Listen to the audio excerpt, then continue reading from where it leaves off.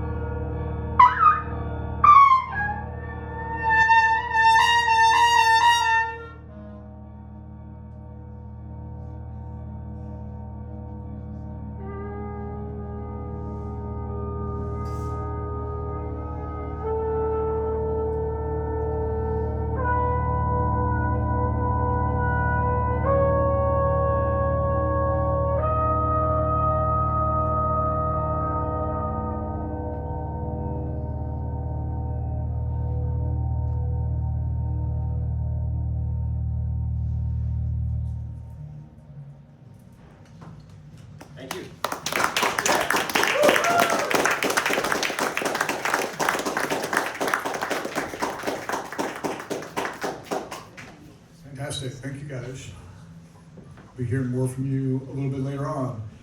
It is my pleasure now to welcome up PDVNCH. PDVNCH is a spoken wordsmith and dramatic, prophetic, poetic storyteller who uses rainbows, painting pictures to create vivid images with words from multiple perspectives, giving voice to the unheard with vocal tones that are rhythmic. As an inventor, originator, he is best known globally for his original iconic hair designs, beads by DVNCH, fabulous frames, and his phenomenal passion for fashion. A Bloomingtonian, he is director of creative arts productions for Inspiration Initiative at 13 Studios. Through collaboration, his desire is to inspire inspiration and always be on purpose. Please welcome PDVNCH.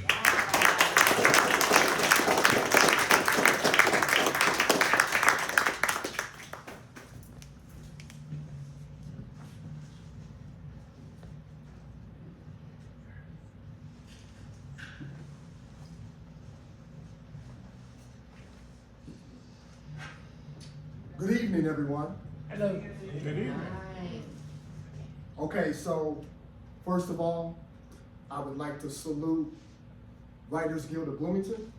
I would like to salute, and so yeah, okay, let me do this so we can make sure we're all on the same page. 3 snaps. Salute to Writers Guild of Bloomington. Salute to Backspace Gallery. And salute to the upcoming open micers and for our phenomenal features. Once again, I am PDVNCH. Who am I? PDVNCH. Who am I? PDVNCH. All right, I appreciate your appreciation. I have 5 pieces for you today. And poetry is therapy, amen? Amen. There's no place like home. I saw through the eye of the storm that left me stranded, realizing I'm not in Kansas. Off to meet the wizard, staring at the man in the mirror. Let me greet him. I recognize Orphan Annie as my big sister. I was Oliver, got to plot, twist a category F10 man, yet this is Dorothy's story. I'm going to connect 4 with quadruple entendres, metaphors, and allegories, and get to the bloody point because the allegory. Graphic graffiti on the yellow brick road to riches, streets of gold at the end of burning bridges. Follow the stairway to heaven, pearly gates at the entrance. I took the escalator early all the way up, somewhere over the rainbow. Lying on the sofa, snuggled at a comfortable angle. Brain laid out on the dinner table, practicing wick and witch candle, pyrotechnics mastered. I bake the cake and eat it too, celebrating birth, deja vu, dying to be born again. Wax drips on the mausoleum, handsome corpse posing at the wax museum. Wardrobe full of skeletons, beaded skull, cross bones hanging, blowing in the wind. Scarecrow dancing in the cornfields, amber waves splash from the lake of fire. Played catch in hell and caught flames. Pick a date with the devil, beg him to take me out to the ball game. I hope you catch this, up to bat boy wonder. I'm painting a picture on the mound, framing a gorgeous portrait from the view of the crowd. Fans turned on high, blowing kisses from the dugout. Welcome mat was gone. The shelter closed. The box was soaked. Playing duck, duck, goose from the po-po. Goosebumps on your thick skin from spending nights on cobblestone or concrete. Either way, between a rock and a hard place. When you dwell anywhere you can, dumpster padlocked, too big to fit in a trash can. seeking refuge, numb because it feels like there's no place. Away in a manger, your crib is the hay, kicked out of the inn when you already paid. These lines are my ties. I offer my rhymes for Sister Massey.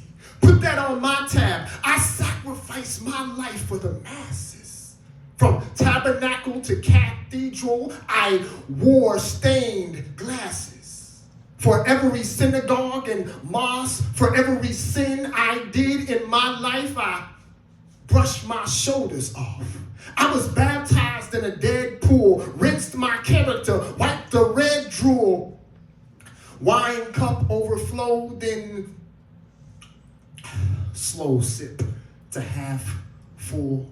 Who let the elephant in the living room? Stockholm suite, then chef in the kitchen. No sleep in the restroom. Slept on the floor in the bedroom. Phoenix resurrected from the ashy tomb. Escaped the trap house. Agoraphobia whispered, come back soon. Taunting, haunting, where the treat was the trick. Old x-ray nudes, photos, showing my negatives. Paparazzi kept attempting to assassinate me in public. Click, click, click. One head shot hit, left half of my face displayed on the milk carton. I kept searching for myself like my body missing. Heat was shut off, so my bones were shivering. Tumbleweed rolled up, stale breeze whistling. Swoop, swoop, swoop. Porch swing from the big house to the outfield to the tree swing. Swing and a miss, 3 strikes. I saw signs. Coach mentioned in motion for me to run. I stole third base. They swear the kid napped and held a white wrapper. Playing tag with Casper, the umpire trying to throw me out. 3 snaps, 3 clicks. My hand slid off my ruby slips. I say it in the rhythm of this poem. There's no place like. So as I close, you notice the patterns and colorful tint of my clothes. I wear this tint. It cloaks my spirit and my soul. I dress different. I'm over heels. I protest the picket fence, cross the threshold, relax on the recliner, shape my legs like a crucifix. Grab a plate over going out, seated on the throne, royal runaway. I am safe at home. Thank you.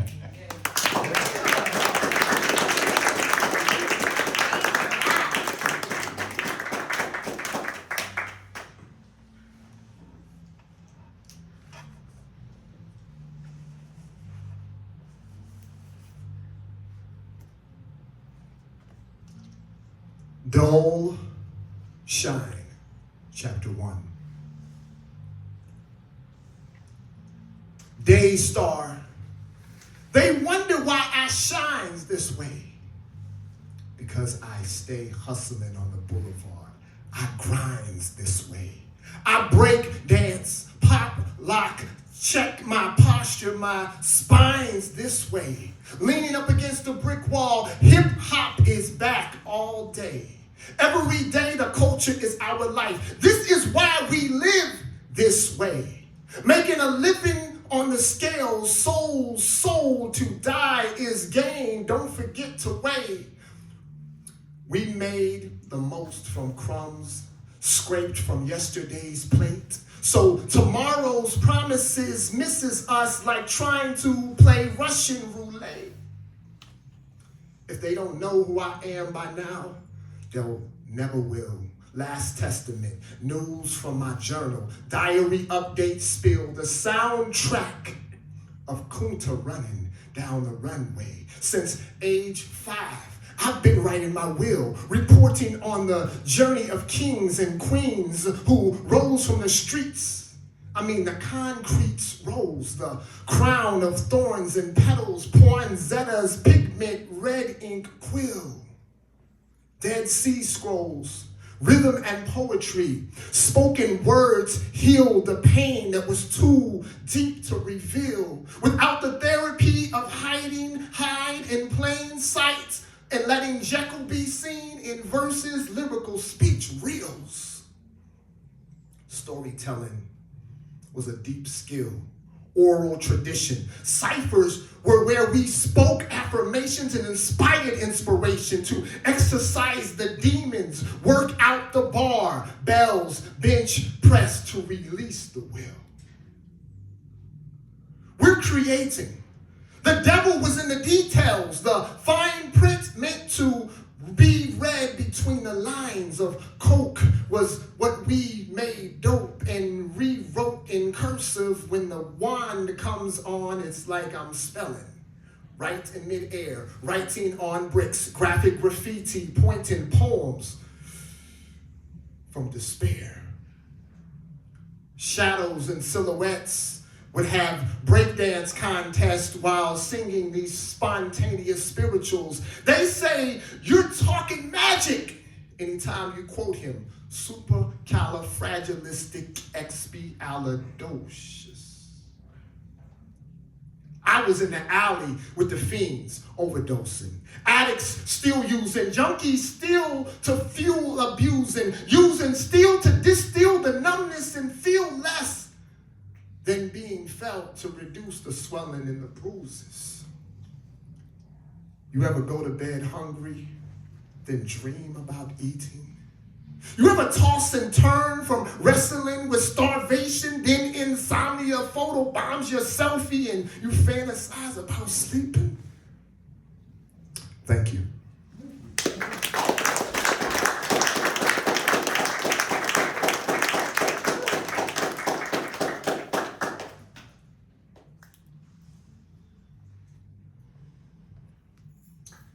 Dull shine too.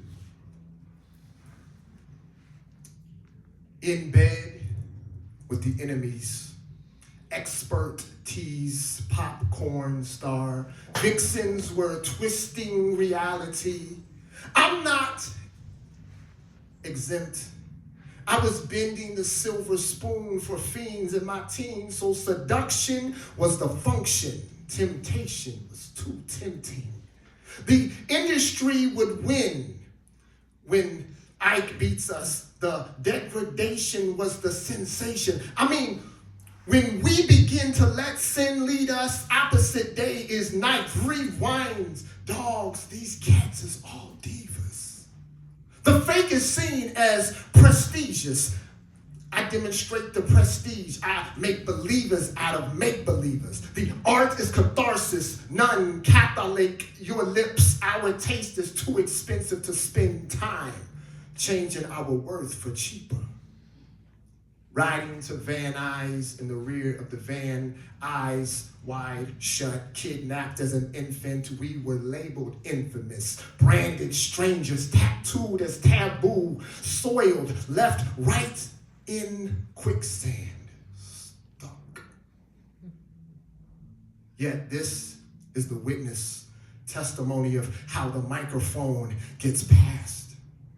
And the regret from the past turns fly and plain, sober, high, no jet lag, just the best of rap. The goats herded, you heard, they tried to rep that. That boy Clutch. From the crown down to the tie-dye bullion shirt and pants, beyond the pegged cuffs to the gold chucks, duck, duck, goose, golden egg, rock feathers, got my flowers, bouquet, stock to smell. The roses, okay. NYCADDY, candy, paint, tie-dye, son. I rarely debate. If I did, you get the Dyson. Undertaker to go get a coffin, a tux, and a tie, son. Check him off the bucket list. That boy done. The poison that comes from the angel dust to dawn. The epidemics that we survived, then thrived, made us adverse through the crisis like we were built for the pyramid scheme. Our fabric is fabulous. Our kente cloth is priceless. The sabotage was a mirage scene. It was there where we eat and breathe, H in the IV. Needless to say, itching was from the League of the Ivy. So the trap was the spot where we captured ourselves and slowly committed suicide scenes. I was smoking reefer when we were calling it ganja. My actions beyond say, use Solange, the nerve of her to wish to a genie. Then when the gin double crosses her on the crucifix, the bridge to Nirvana breaks. Rocking the Jordan terracottas, all Willy Wonka, more flavor than a pinata. Swing, centrifugal force, curves, karma, boomerang, rang out warnings, death sentences in rows, no comma, kicking it with intent, randomly punting your punctuation. Missing the first period, no class at all. Bell tolled, played basketball until the buzzer went off in surround sound, echoing echoes through the halls. I said, oh well, being late to my own funeral, punctuality was the last tell. Thank you.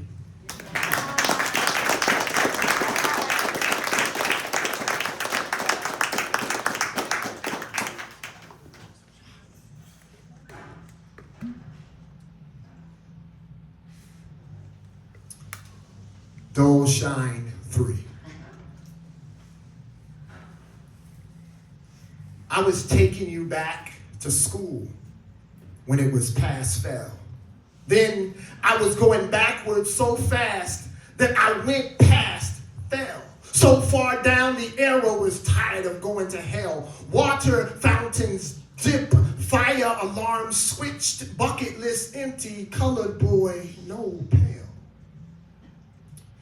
Ghost tales, playing tag with Casper, Medusa staring.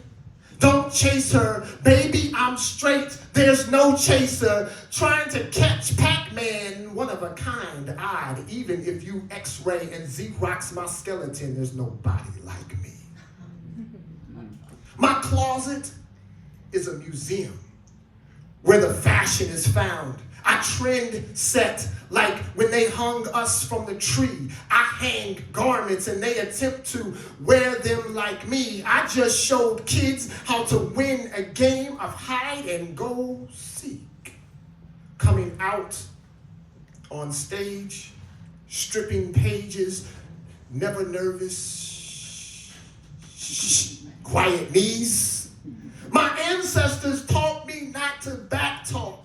Affirmations in the rear view, saying action words backwards, reverses the generational curses. Bluffing is what you get when the grace is merciless. Cloth is kunta kinte. If it could speak, what would my pen say? Mightier than a sword, swore my sixth sensei. Red ink leaked on my tapestry. I am art, that is me, appraised daily with the bounty on my beads. Purple rainbow floats over the head. Invisible halo glows over the golden dreads. Yes, I influenced fashion, sir. I'm a fashion influencer, trendsetter of the highest order, moonwalker, sunbather, paparazzi, stargazer. I've been warm, almost famous, worn daughters, Professor Xavier. Let me upgrade you. I'm seated in first class.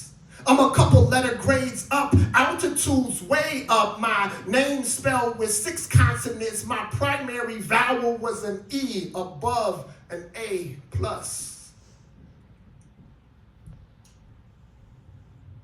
Skeleton and a mannequin. Rumpelstiltskin getting fiends high was my stilo. Rewind the Thriller video. Burial holes head over heels. She on stilts, yo. Never let her put the stiletto on me, though. The convergence of the congregants at the churches. The synagogue of Satan where the heathen is preaching to the choir. And the people pleasers are crowd surfers on the surface. Everything that glitters ain't gold, and everything on Twitter is foretold when then it comes to pass, when the time lapse, the aftermath, and subtracts from the facts, revelations pulling down lightning bolts through the clouds like inertia. Potholes were visible until the blindfold went on. Now dim is the new bright, and the sun is blocked out. The moon is wrecked and tangled. Vampires and werewolves and caskets open. The thriller video was zombies and them searching. All of these hearses filled with animated corpses, the OG blurting out eulogy verses, bullets curving, surfing curves, side service, Undertaker and Reaper usher you down the path of curiosity for eternity rather than you choosing to always be on purpose. Thank you.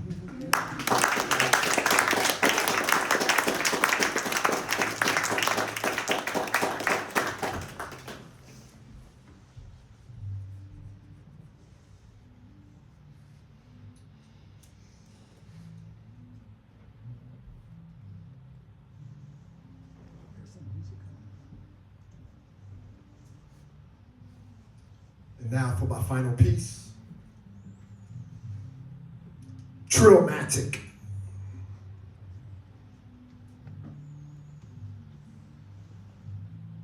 I'm your favorite rapper's favorite rapper's favorite rapper.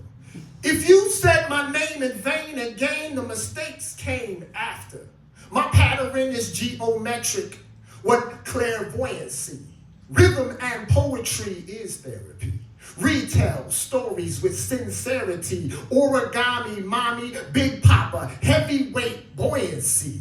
Origin of the gin aura, son of the architect and oracle. I'm Morpheus, Trinity, and Neo. The slave that rose up like Rosa from the back row to teach the master class I see walked in red ink, night check my blueprints. Blues on the waves, text SOS messages in a bottle. Read between the lines, fine penmanship. Sold coca on the same ship. I chose to sell my scholarship. Sell out? No, I only know ownership. Versailles prophet foretold the prophecy. The color purple, rainbows and arrows. Love is blind, yet every shade and octave seen.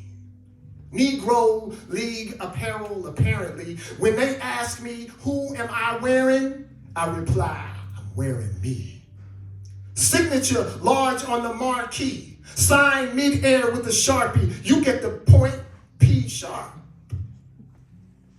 Nah, I'm a different cloth. My drip match my spit. Baptized in inspiration, I can't take it off. No laces unless they're beaded. Sneakers covered, angel dust on my wings. Smudged on the blood diamond. Every colored stone.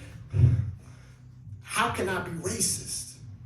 Black, rainbow, shadow, hang like a halo. Gucci down over the tie-dyed white socks. No cap, tags draped, the mummified locks, beads by DVNCH, Munka ski mask, hustler forever, the numb feel I still trap. Repelled metal detectors, escaped steel traps. I was bred to steal, moved forward with crooks, rooks, diagonal and steel back. Robbed Paul to pay Peter, Lent was backwards. Said curses in reverse, never had to take back words. Hail Marys and our fathers, word to mother, the streets was my alma mater. The alley was where we bought it, Aladdin / Alibaba. I ran with 40 thieves, sidekicks and teams, Batman and Robin.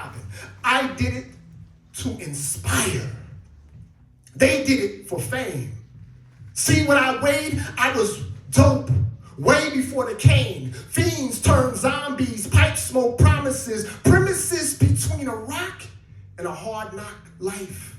Crack came after the Carter. Martin was martyred. Word to grandmother, my bae Nana. She was close to peeling clothes like a banana, stripping off and on the strip from dusk to dawn. OG mine, GQE mine. I talk in parables and hymns, y'all. Even if you use the same utensil, you couldn't pull the pen off. Drenched in ink, Red Sea walk, won't sink. Bathed with Bathsheba and Bethesda. Midas touch, kid. Breaststrokes of genius swim in the firmament. That means I lap stars, spin gold bars, and drop gems. Thick stilt skin, ill quill dipped, feather fezzes, turbans, terror bushes, kangos, and derbies, visors, snapbacks, and fitteds. I flip lids with the outfits. I trend set patterns louder than your algorithm. Pearly gate, no switch, betas. Get off the back of my truck. This is what I tell gators. When you're alpha and omega, your essence bullies betas. Moonwalk, sunbathing, Billie Jean Bailey. Inspired MJ, baby. Nothing is new. I thought you knew PayPal used for Peter to pay Paul. Triple Robin to get 3 peats. Twitter fans turning out retweets. Dynamic do OG, I do OD. Too dope with these needles for the record. DJ, spin the CD. Swing the pinata, hits after the Batman. Pow, pow, bam. Surround sound loud, no ignoring the sonar. Listen, I can hear fear doesn't live here anymore. Echoes of phobias, brushstrokes of genius. Digital paintings, subliminal hymnal pages. Invisible ink drips. Permanent papyrus scrolls unrolled, stretch out like canvas. It's odd, even the easel floats. Picture me hanging pictures mid-air, just suspended 1,000 words. Medusa stare, Eye of the Tiger glare, Lion King, Blue Bear, animated cartoon coats. The custom coats are too rare. Gorgeous is reflected from the inward flare. My soul is sober. The gray clouds, I had to paint rainbows over. The black and white static on the screen seeing snow ensued. Women use, men use, order off CIA menus. The whips is government issue. See, I play defense like this. It's no issue. Bulletproof underneath the shark skin suit. The dress sharp, the pinstripe laser, the creases Ginsu. Yeah, my style is increased, directly related to what I've been through. See how I led you? Number 2, pencil. I told you twice already, the pen used is invisible. I wrote Munkaski to trend set. Now the marquee reads invincible. I beat it. Tie-dyed Billie Jean jacket, blue denim outside, crimson within bruised. Heart beating, bleeding. Yin and yang twin moves. I'm Venus and Serena in them tennis shoes. Retired from the game like I don't want to be a player no more. The pun was I was Joe. More Remy. Amen Ra. Fini. I did 5 years with no mic. Drop the pen, dude. Thank you, thank you, thank you.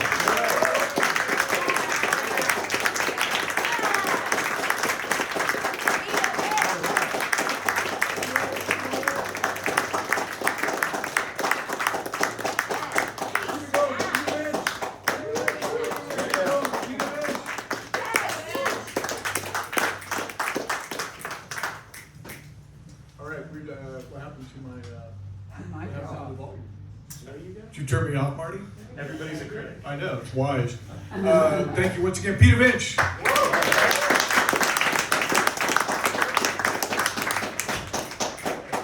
So now we're going to have another brief interlude with Ortet, this time featuring David Miller on trumpet, Richard Germain on electronics, and Chris Rawl also on his Table of Wonder.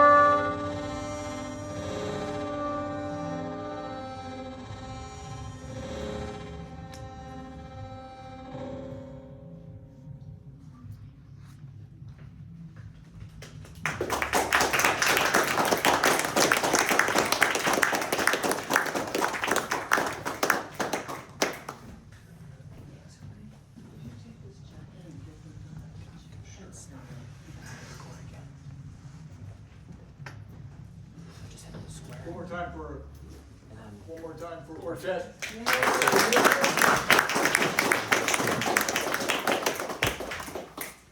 Okay, we're going to get set here, and then I'm going to introduce Joan Hawkins. Well, you can turn me up. It's okay. Can you hear me? There we go. All right. Oh, thank you. Here I am. There I am. Joan Hawkins is professor of cinema and media studies at IU Bloomington for now. Yeah, clock's ticking. Her creative work and poetry have appeared in Sand, the Ryder magazine, Avalanches of Poetry, Fevers of the Mind, Plath Profiles, N+1, and the Performing Arts Journal. Her book of short memoir pieces, School and Suicide, was published by Alien Buddha Press in 2022. With jazz-collage artist Kyle Quass, she released a spoken word and sound collage CD, Pragis. A chapbook of poetry, The Burroughs Hour, was published in 2023 by Grindstone Press. Please welcome Joan Hawkins.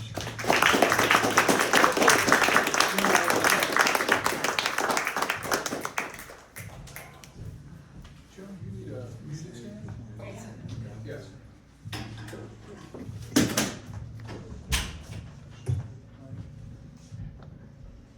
Thank you all for coming out. Check, okay. So this is sort of by way of trigger warning. This is a difficult piece to listen to, and it's a difficult piece for me to read. It's about the AIDS crisis in San Francisco back in the day. And I've only read it in public once before because it's hard to read. And I've been moved to try to perform it again because I think hard times are coming. And because, like Santiana said, I believe that those who forget the past are doomed to repeat it. And we saw a little bit of that with the COVID crisis, and we're seeing it again with the opioid crisis. So this was published in the German English language journal Sand, and it's called The Plague Years.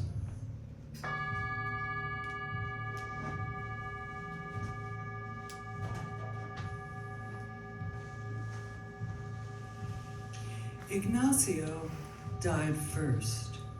With his elegant conquisto nose, his jade eyes, his jet black hair, Ignacio was and remains the handsomest man I've ever seen off screen. My cousin Mark met him in Buenos Aires and brought him home to San Francisco 6 months later. The party, where Mark introduced Ignacio to his friends, was the event of the season.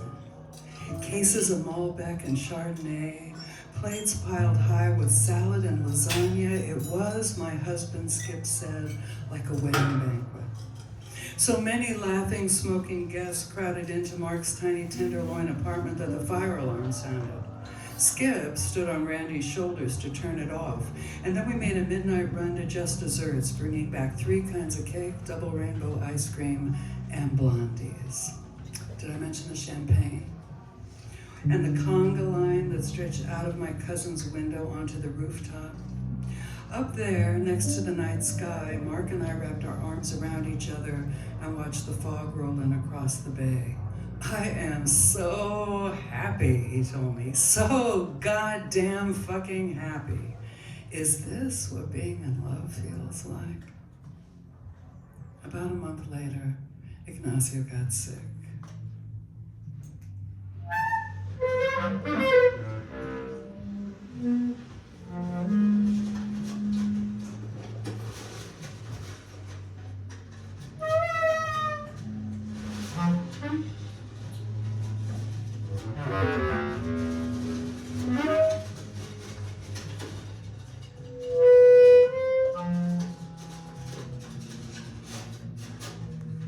Little things at first. A cold that would not end, a fever that came and went, an upper respiratory infection, a rash, thrush, an intense itch that would seize him at the oddest moments. Doctors didn't seem to know what it was. Elena brought herbs from the Mexican pharmacia. Mudita gave him acupuncture treatments. Nothing worked.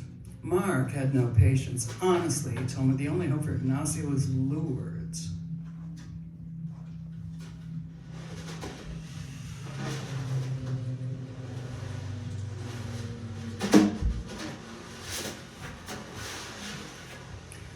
rest of us blamed the weather. It was a damp, cold, miserable winter, and we thought that what Ignacio, the Argentinian, needed was sunshine.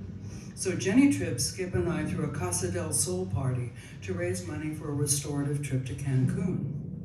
We made about $1,000, this in the 1980s. And even though the trip was abandoned, the money came in handy because 2 nights after that party, lesions appeared. Within a month, Ignacio was dead.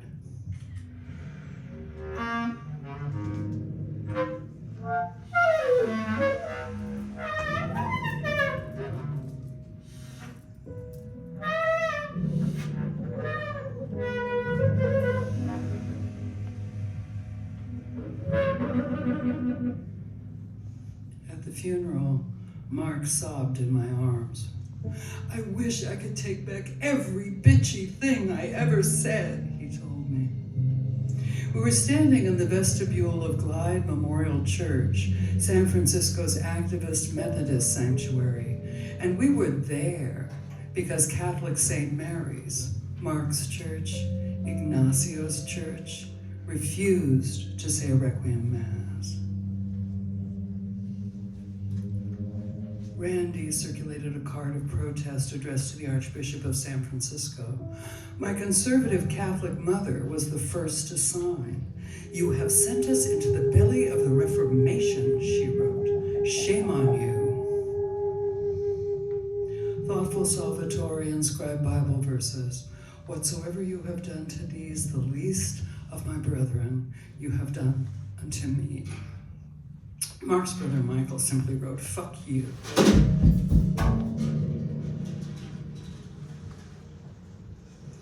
We mailed the card en route to the Savoy Tivoli, Ignacio's favorite San Francisco restaurant. The site of many a post-memorial gathering, the Savoy was Art Deco to the max. Artificial trees with golden leaves, Aubrey Beardsley prints on the walls, and etched glass doors on all the booths. People raised glasses, made toasts, gave speeches. My mother, drop dead elegant in a black silk dress that Ignacio had given her, stood at the bar, drinking a martini. "Cookie," she called. It was an old childhood endearment she hadn't used for years. "Cookie, I'll buy you a drink." And then when I was close, she looked at me and said, "Does anyone know what killed him?"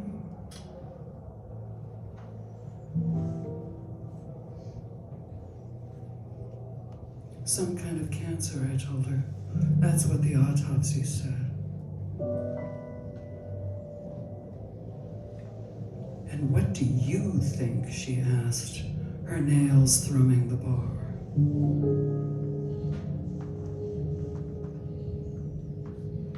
"I don't know, Ma," I answered. "I don't know what to think." "Exactly," she said. "Do me a favor. Stay close to Mark."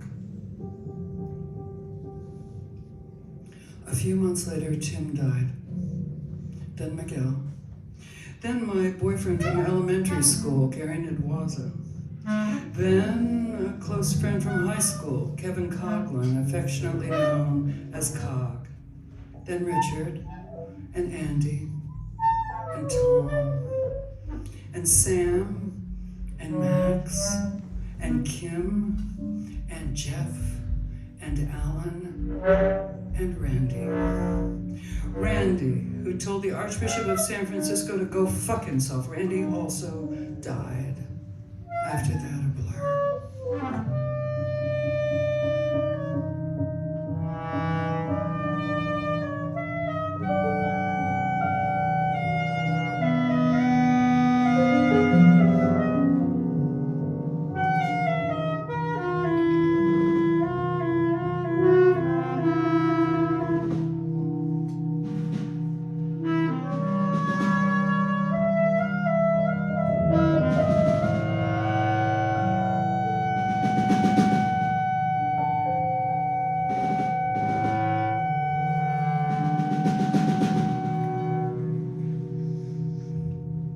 At the height of the crisis, I went to a funeral a week. sometimes more than that. My mother gave me $30 to buy a second nice black dress from a thrift store so I could send the one I had been wearing to the cleaners. This reminds me of the war, she said. The medical establishment didn't know what the hell was going on. A gay cancer, they said initially. Even after HIV was identified in 1984, it was difficult to get a handle.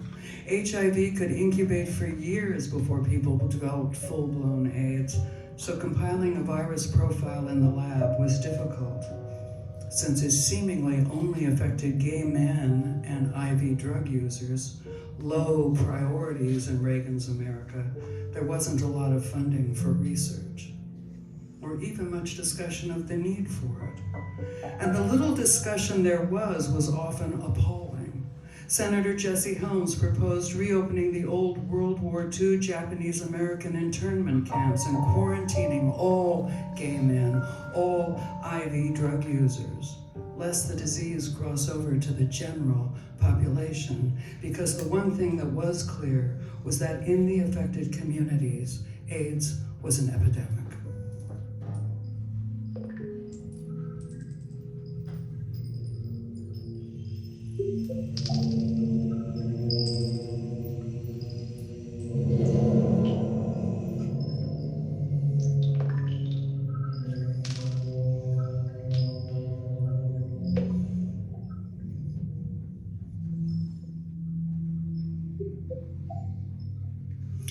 In 1985, the number of known American deaths from AIDS was 5,636. 1 year later, the year Ronald Reagan uttered the disease's name for the first time, 10,000 more people died.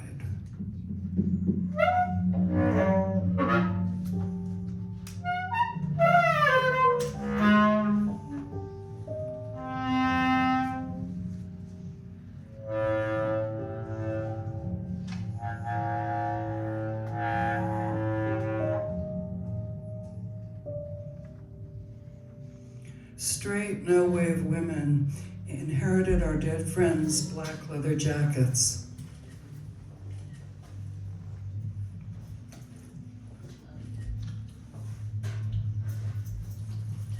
And wearing them, we descended on a Castro. We walked dogs, changed cat litter, cleaned apartments, made meals, and sat with the afflicted so that caregivers could get out of the house. Leather angels, my cousin Mark called us. Every week, a small group of us went to the San Francisco airport to pick up grieving mothers flying in from Nebraska, Oklahoma, Indiana, many of whom had learned that their beloved son was gay at the same time they found out he was dying.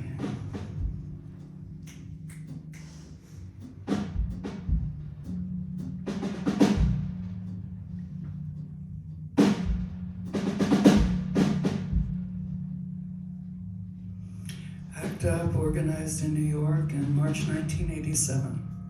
By April, there was a San Francisco chapter. ACT UP Golden Gate arranged marches, held kiss-ins, intervened in clinical drug trials, and went en masse to public hearings. With dykes on bikes, they closed the San Francisco Bay Bridge, and they inspired ragtag groups of AIDS activists to regularly shut down the BART stations. Anything to inconvenience people, to disrupt their day, to make the straight establishment sit up and take notice, and still the funerals rolled down to the two-tongued sea.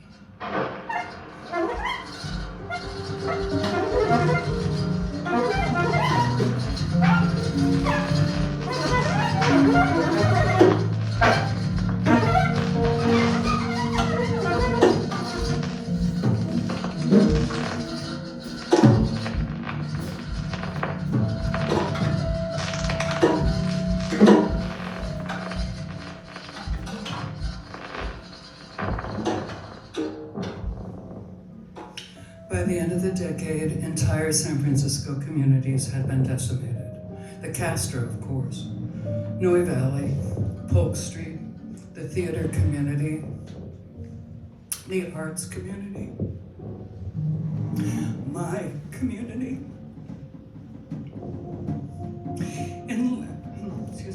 In late 1990, a year after the Loma Prieta earthquake, my friend Jenny Tripp died. Jenny and I went back a long time to Damien's switchboard in 1960s crisis hotline days. I'd spoken to her just days before her death.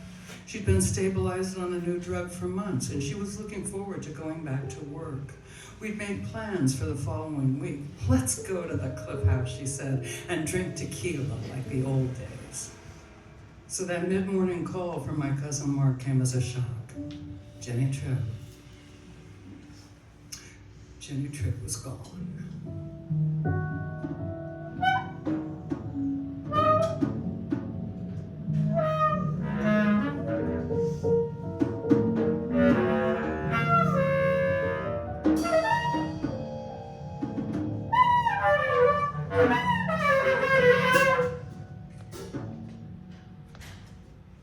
When I heard the news, I ran all the way to the continuation high school where Skip taught.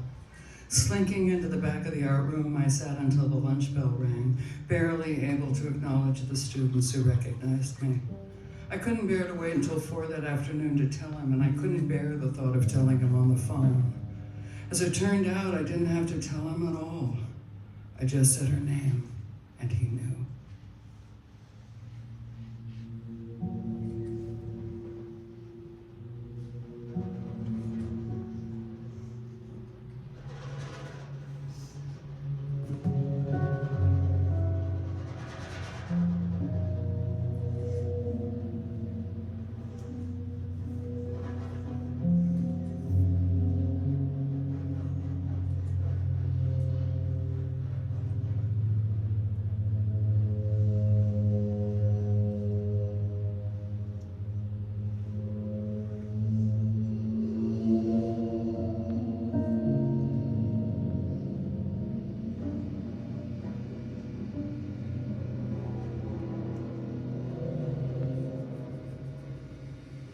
That night, Jenny's sister Alex came by with a card addressed to me in a midnight blue 1930s cocktail dress. Make sure they play Janis Joplin at my funeral, the card said, and that everyone has a red ribbon, and wear this dress, Dusty Street, because I bought it for you.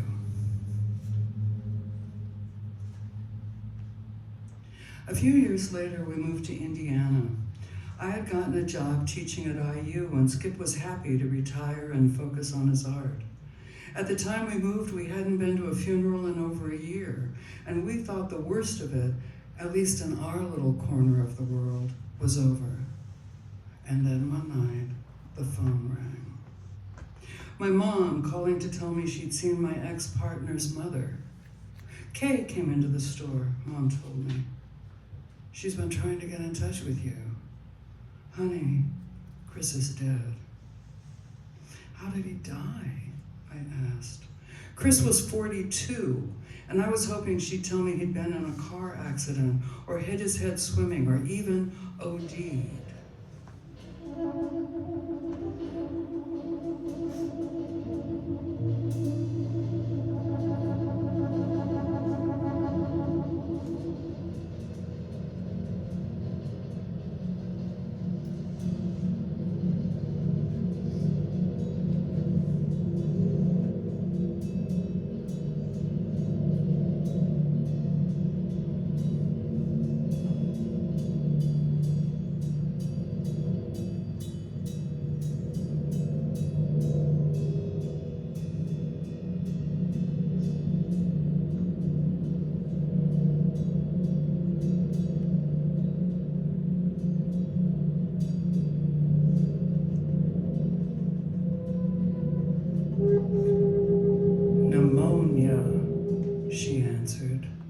In that crisp tone she'd used whenever she caught me in an adolescent lie.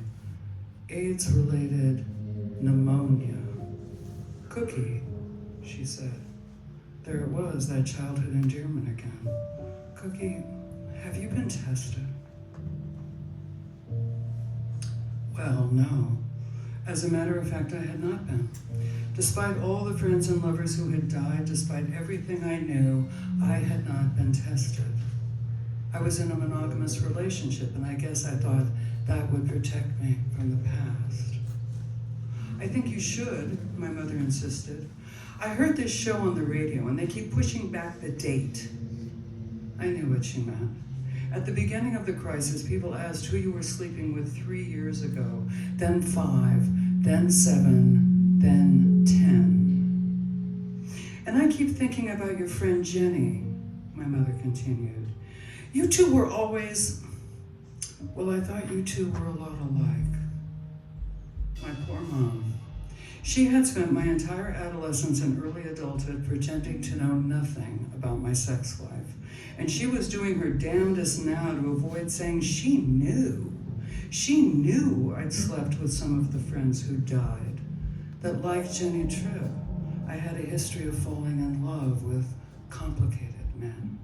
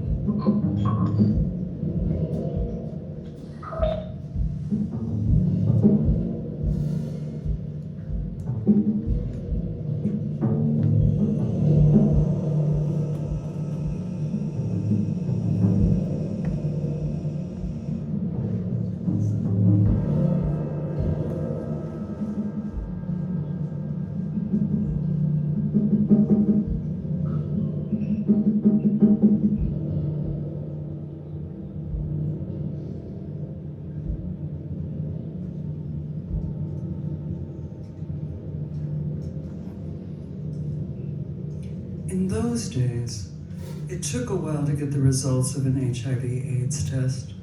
The blood was sent to some lab out of state. I knew it would be at least 2 weeks before we got the results. And during those 2 weeks, I made Skip wear condoms. He'd had a vasectomy and was puzzled when I brought home the box. You want to do some role playing, he asked? You want to pretend we're having an affair? No, I was just superstitious. I used to joke that I believed in the ancient Greek gods because they were the only ones capricious and petty enough to be real. And during those 2 weeks, I did not want to tempt the fates or the furies.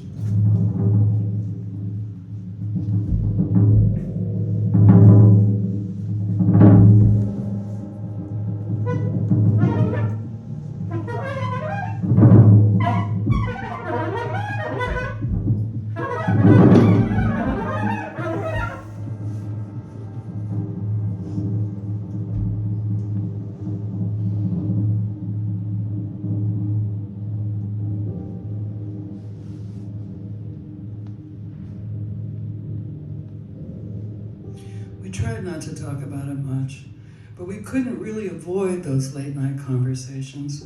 What would we do if? What would we tell our son? When would we tell him? How would we tell him? When they came, our reports were not quite comforting. Both of us tested negative for HIV.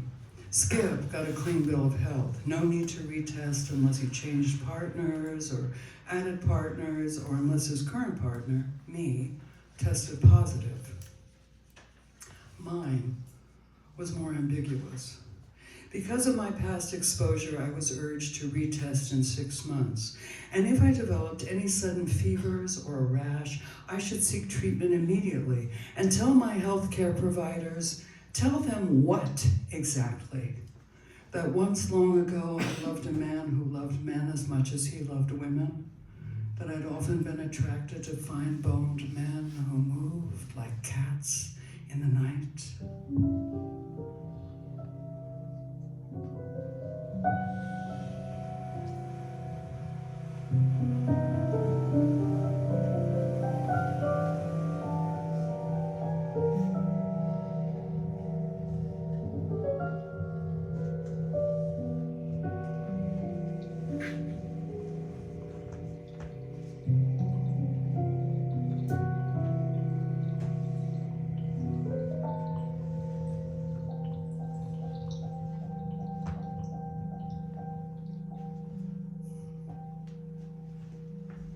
I did finally have that conversation with my son. Not, thank God, because I was dying, but because I wanted him to be careful. Because I couldn't stand the thought of losing him. Because I didn't want to be one of those moms flying in from Indiana. And I wanted him to listen, not see me as a mom cop speaking from a morally superior blah, blah, blah. Oh, I never casually fucked anyone height. So I told him that I'd lost a lot of friends. That once I loved a man who loved men as much as he loved women. That I'd often been attracted to bisexual men and that many of those men were now dead. Have you been tested? He asked me. His voice small and thin, so different from his newly acquired man voice. Yes, I told him. We both have. We're fine. We're fine. Well, maybe not that fine, but we survived. Skip and I and Mark survived. It was a plague, a black plague, and Ignacio was the first to die.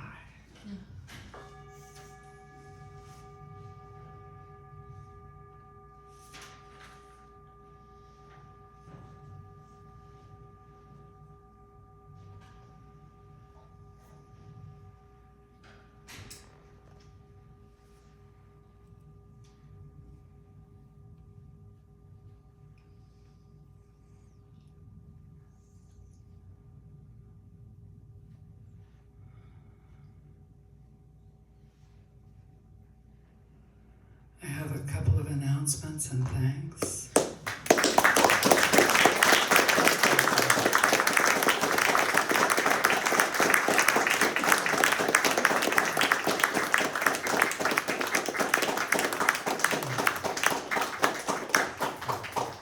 So thank you to everybody for coming out and for hanging in there through this rather somber piece.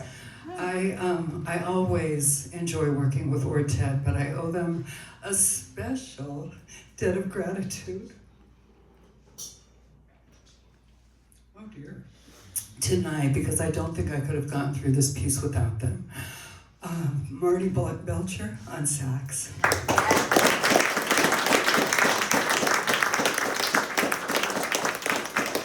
Joe M.F. Stone on percussion.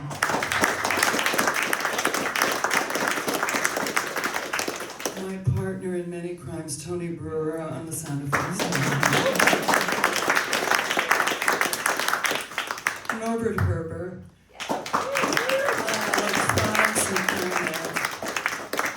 Chris Rawl, who we also owe a debt of gratitude for this fabulous space, on keyboard, turntable, and sound effects.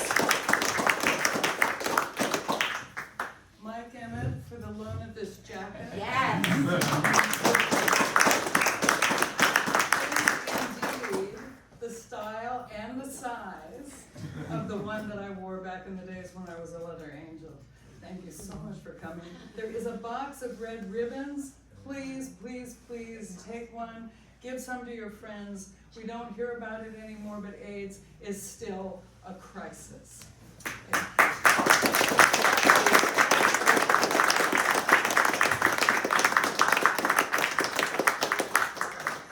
And we're going to take a break. We take a brief intermission, probably about 10 minutes or so. If you're still interested in, an open mic, I've got the sign-up sheet up here somewhere, and we'll come back and we'll have the open mic. So yeah, everyone should take your places, settle in, come back to the fold. It's all right. Well, I guess you're in charge of pushing the button. I won't start until you're all ready. If anyone still wants to, there's still room on the sheet of paper. If anyone wants to sign up. Anybody's interested. When I say to somebody, what I would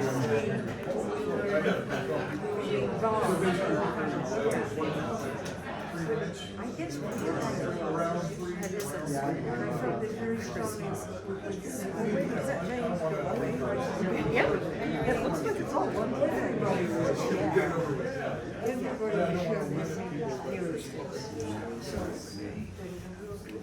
So you're, all right, so like I said, it's an epic.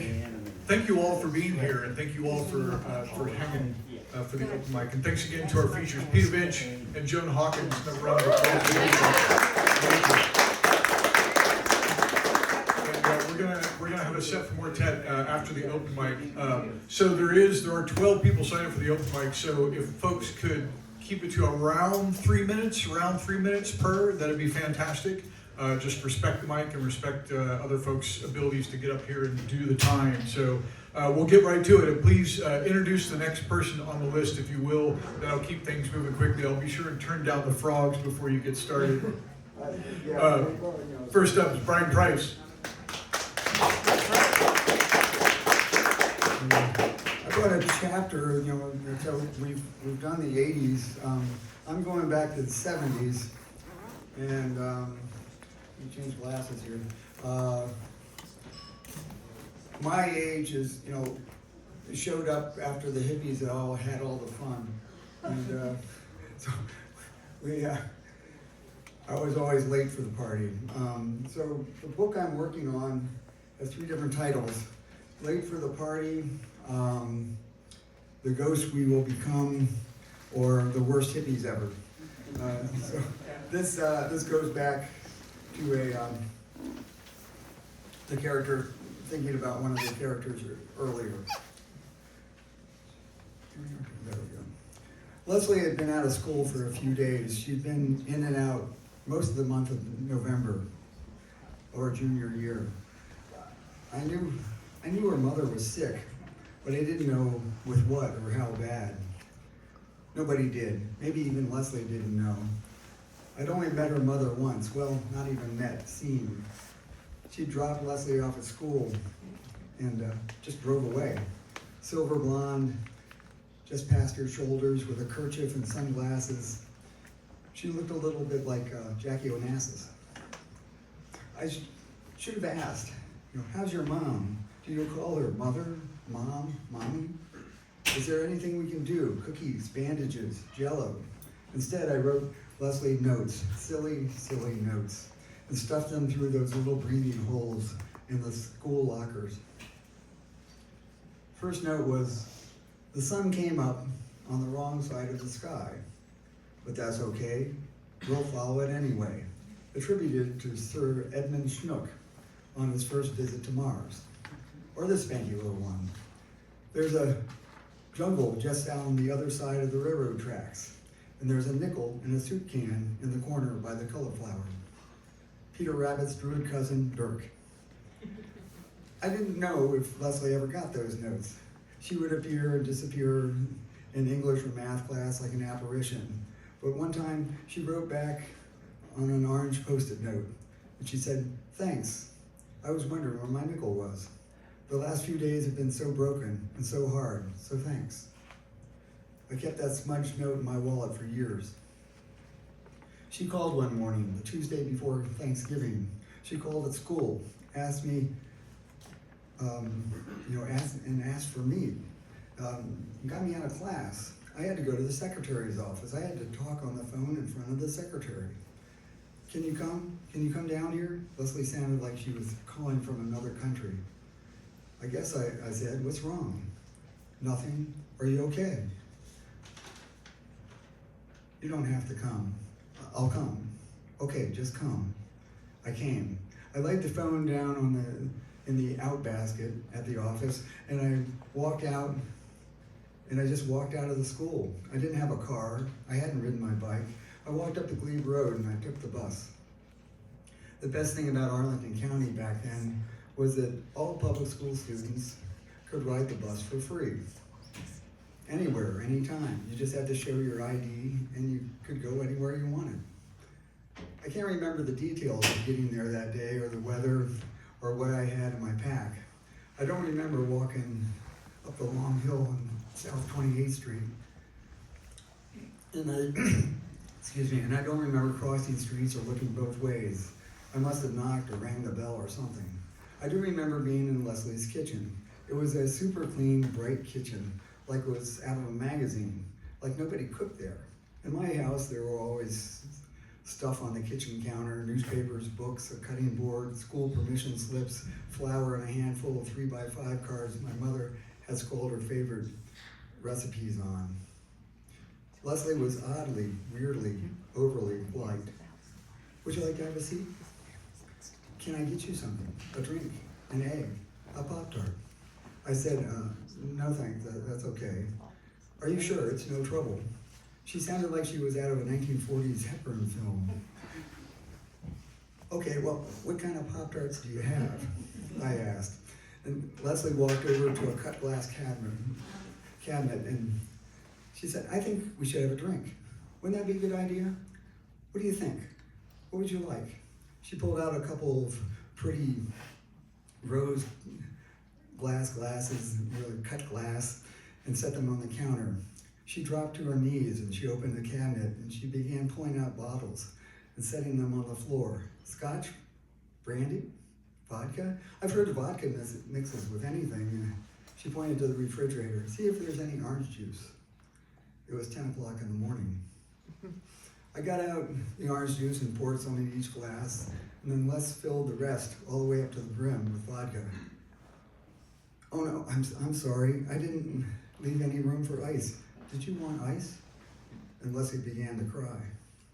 I went over and I stood in front of her. I didn't know what to do. Leslie threw her arms around my neck, sobbing in hiccups and tears, and she was a couple of inches taller than me, which I always loved.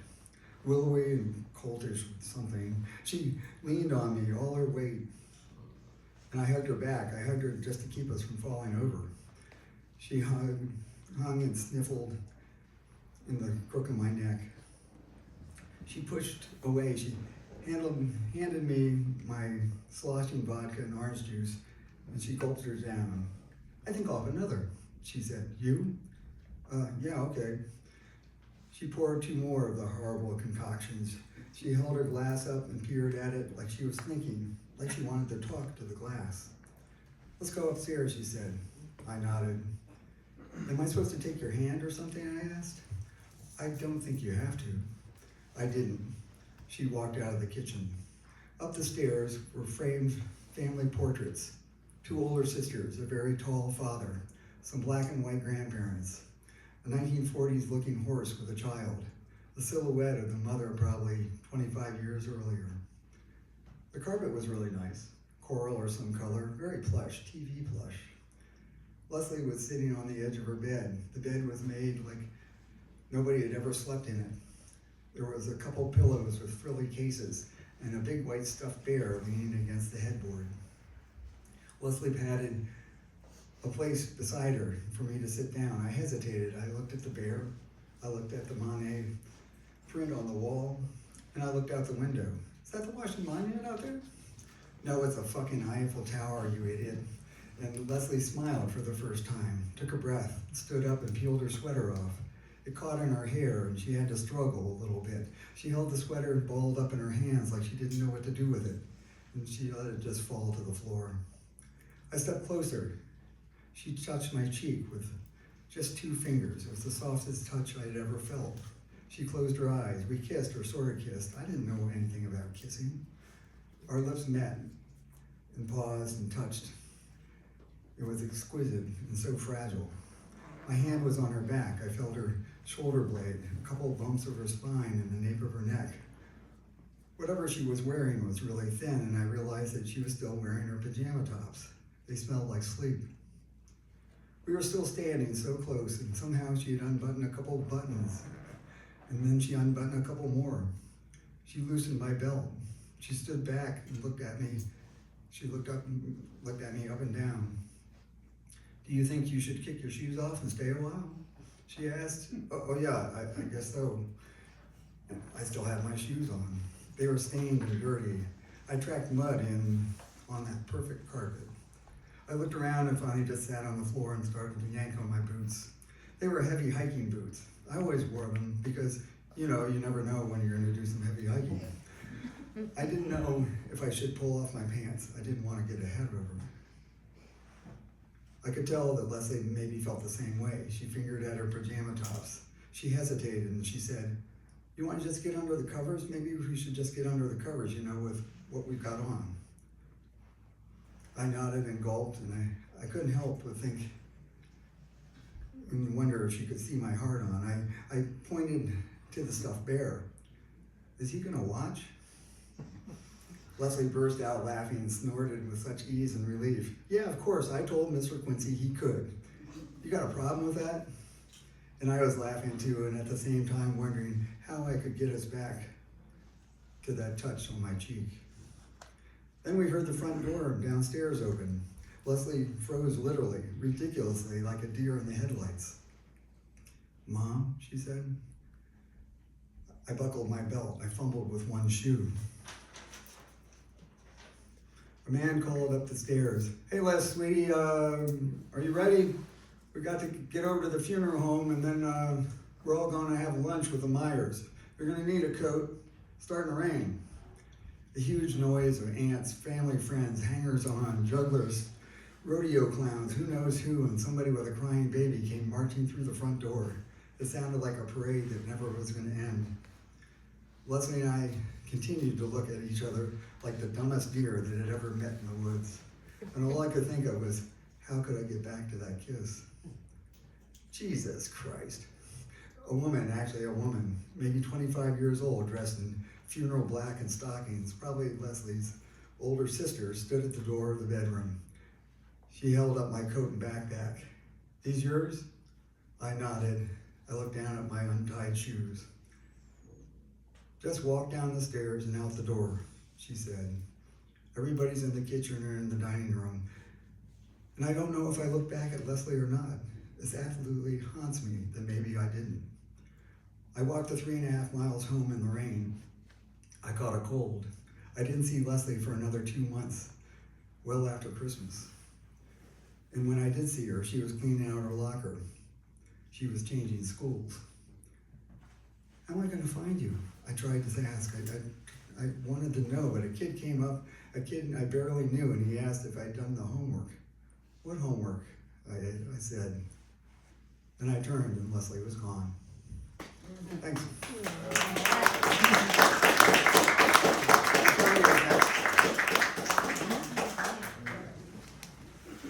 Yeah, well, help her with the mic still. You guys,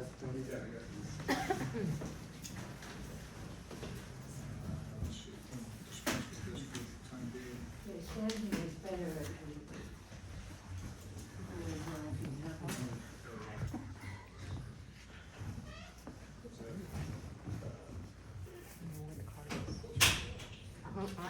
Yeah, I think that's good. You need the music stand? Yeah, I would like to say I've got 2 sheets. Can we have it on the right side, please? Yeah, that'd be great, thank you.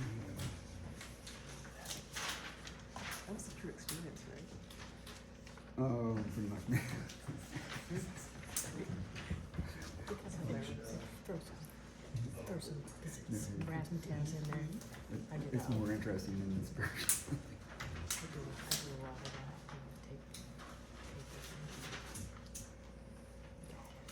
Living in one room. Almost everywhere else is untidy. The kitchen counters, the sinks, the floor, my work desk around the computer.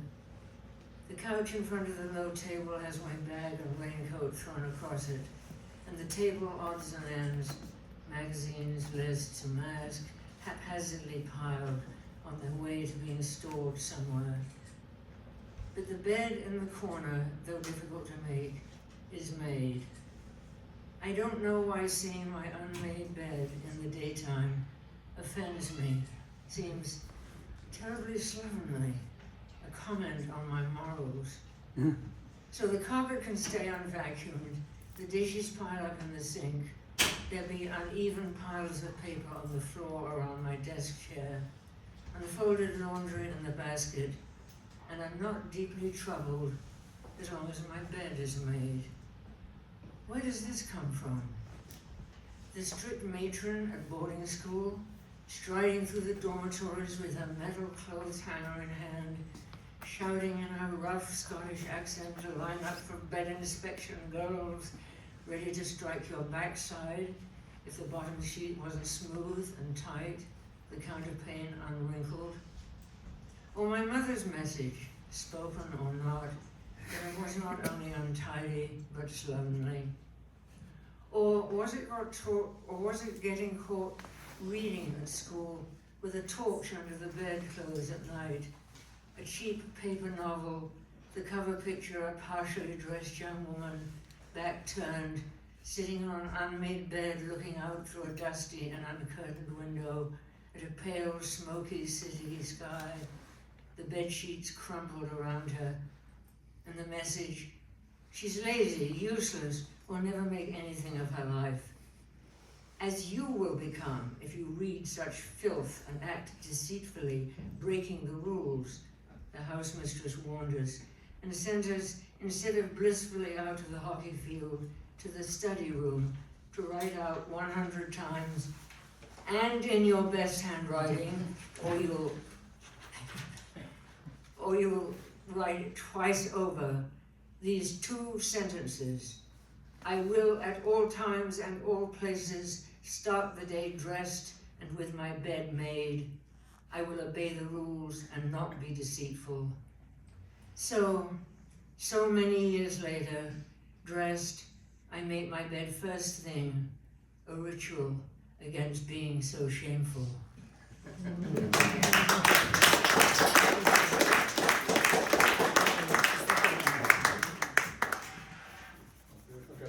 Thank you.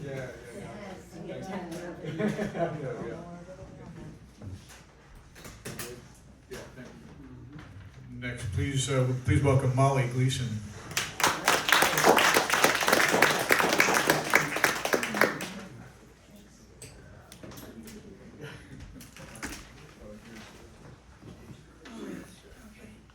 Yeah, I usually don't read at these things, but what the hell?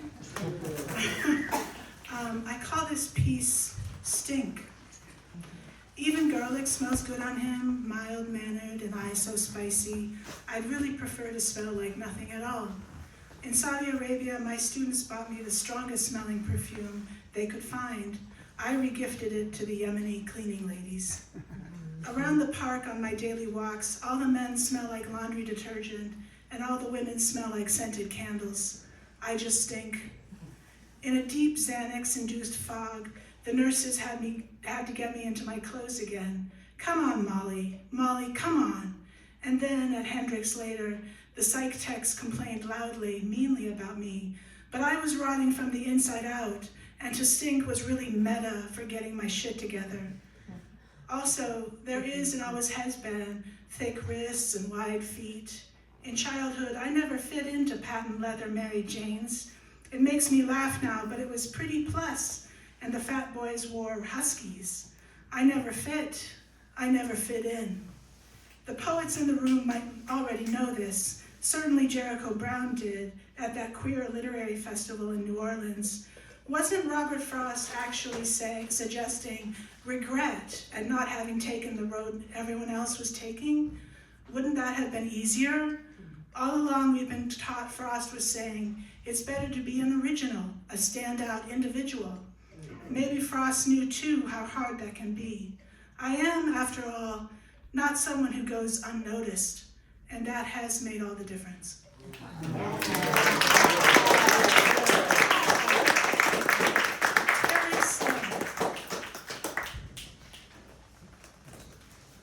I'm a glutton for disappointment. So I'm considering slamming again, so this is a trial run. 2 poems, because I'm going to the final round. This poem could be called Odysseus's Queen Penelope Meets Salvador Dali.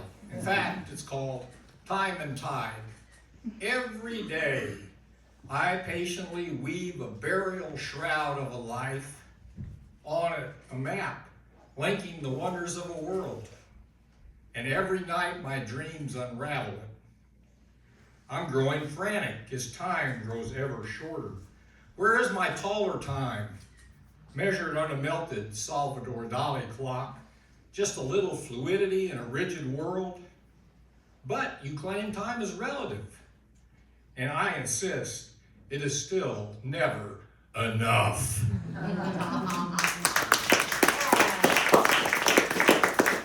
And I read about an artwork that sold for $6 million, so I wrote a poem about the value of art.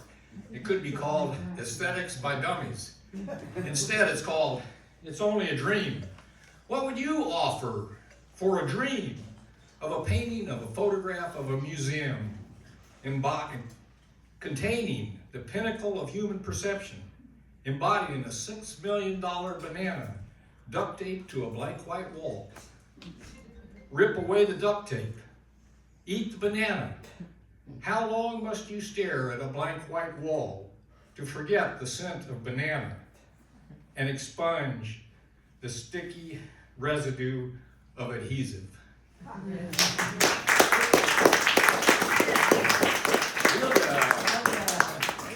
Close enough.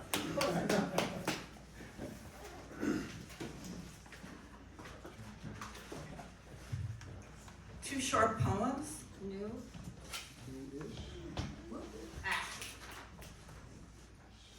Artemis clubbing. Artemis walks to the head of the line. Heads whip around as she passes. The bouncer door guard lowers his head slightly, a nod of acknowledgement and respect, and unhooks the golden braid blocking the way. She strides in, her small entourage looking side to side. Sleek greyhounds amble beside her, one to each side, one behind. The DJ stops, looking up, and then lowers her eyes. The crowd parts lightly as Artemis enters the circle of light and sways to the beats drumming through the loudspeakers. The light draws around her and shines off her golden. She emanates the light, touching all the dancers on the floor and beyond, unapologetically, sincerely, completely herself. And everyone breathes easier, recognizing themselves.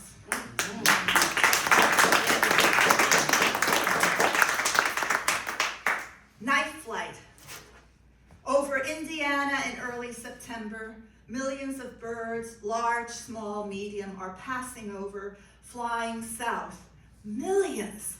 Swanson's thrush, American redstart, magnolia warbler, Tennessee warbler, eastern kingbird, warbling vireo, Baltimore oriole, black-throated green warbler, bay-breasted warbler, so many more brightly feathered in the daylight.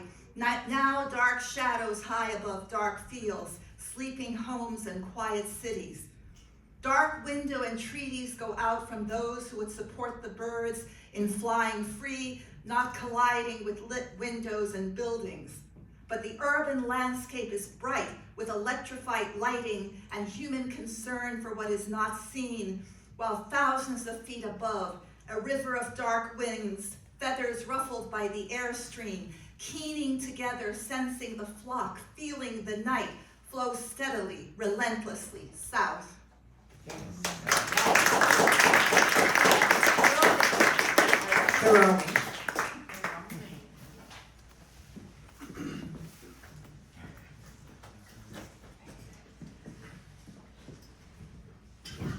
All right, so this poem is about a Christmas from about 20 years ago.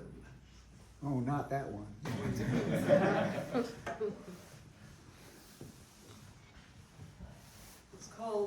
It's called Saddam Hussein Captured Alive.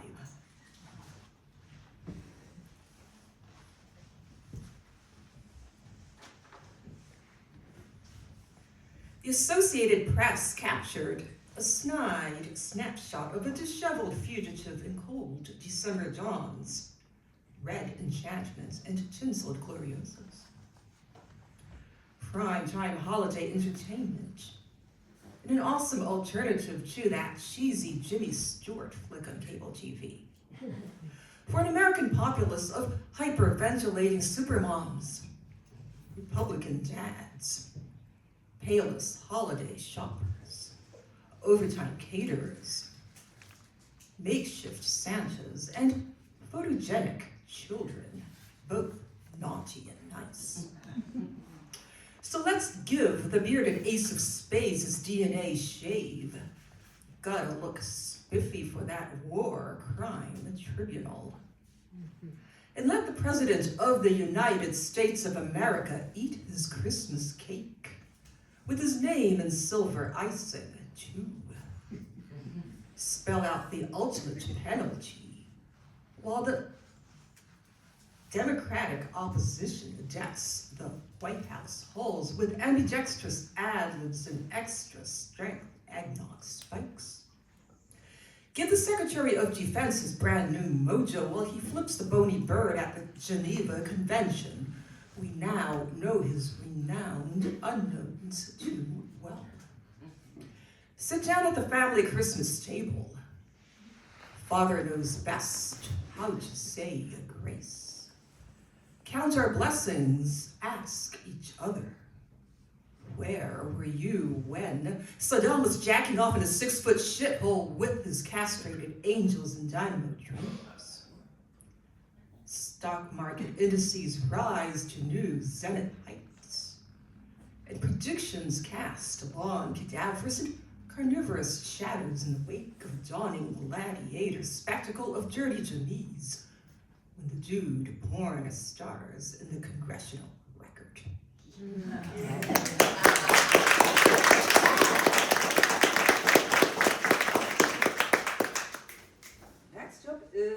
Next up is Harry? Harry? That's you? All right, awesome.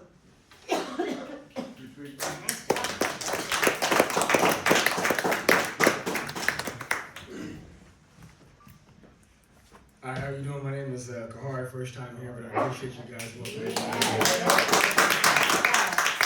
I've been here before in this situation, just never done this. Didn't know I was black.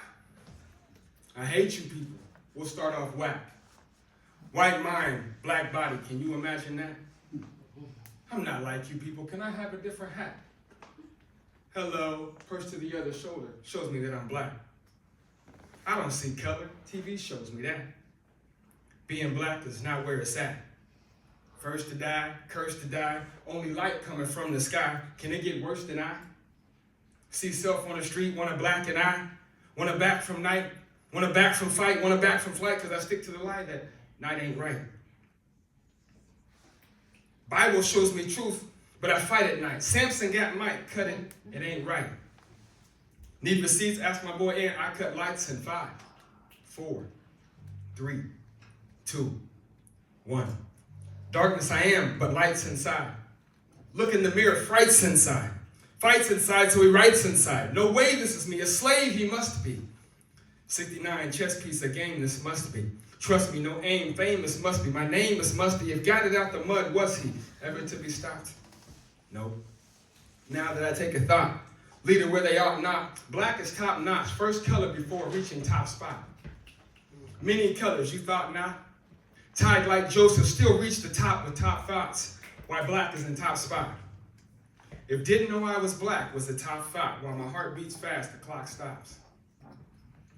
Didn't know I was black was the best thought to send to God so we could reach the top spot. To be continued when you thought not. Appreciate you.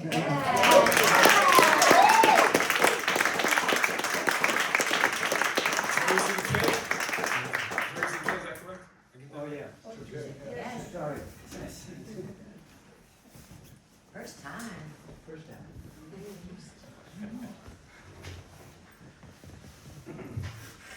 Hello, my name is Jerzy Kolodziej, and it's Polish. The name is Jerzy, or for ease of pronunciation, Jersey.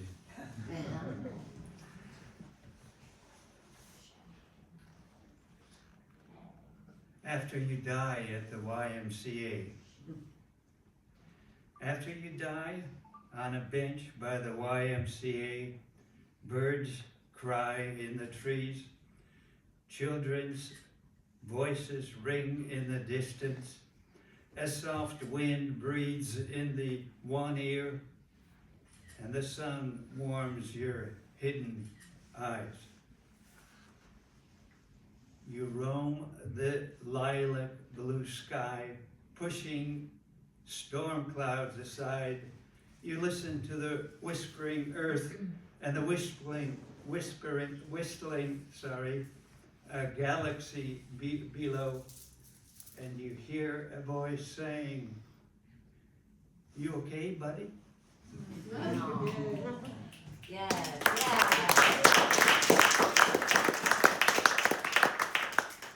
To continue the bird watching theme, the birds out of a plane were mentioned. This is the art of warbling. It's easy to sit and sing, to scold from your safe branch, and then, sweet warbler, to glide on sibilant wing and alight lightly under the feeder to peck at Pacific seeds. But only Sun Tzu could explain why you, on this occasion, flew in on loud flapping militant wings. Only he could explain your calculated risk, examine weak point, speed, position, an element of surprise, your fearless need to repulse in solitary foray, the chipmunk's audacious advance. And,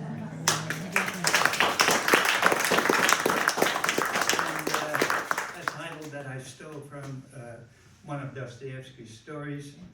The title of this is Dream of a Ridiculous Man. In Eden, you knew one tree, but not the other.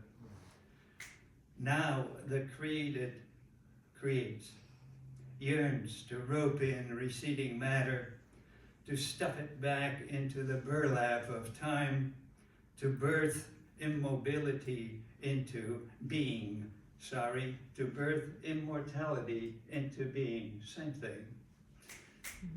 Lastly, I dreamed the dream of a ridiculous man, to know without knowing that laws of being are not higher than life itself, that breathing is breath itself, that I am boiling water, steaming on a burning stove.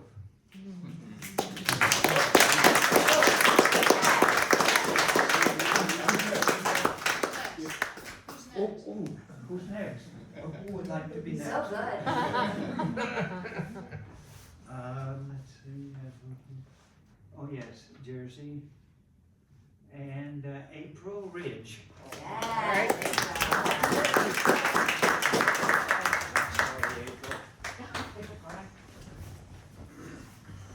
Hello. Hello. Hello. So I've got an old one and a new one. I'm going to do the old one first. Oh, shit. Right, it's the end of the year. So that's great. It's called Life for Your Crops. Today I had a true out-of-body experience while fixing my hair in the mirror. In bra and underwear, boots, and dichromatic-eyed kitty socks, I stand at full-length mirror, but only focusing on my face and fair hair.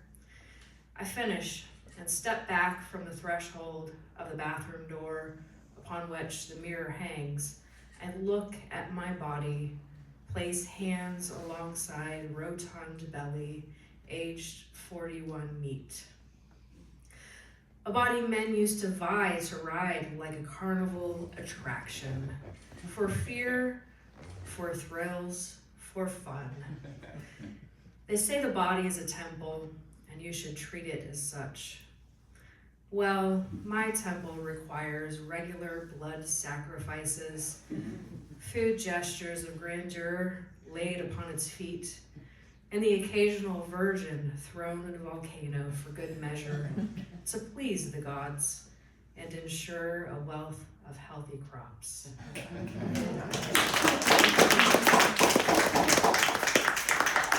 And in this newer one, new shit.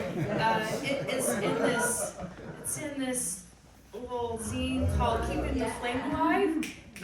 That just started this year, and the first issue was like 2 folded pages, and then the 6th one is like Very fancy, it's got a Christmas tree on it.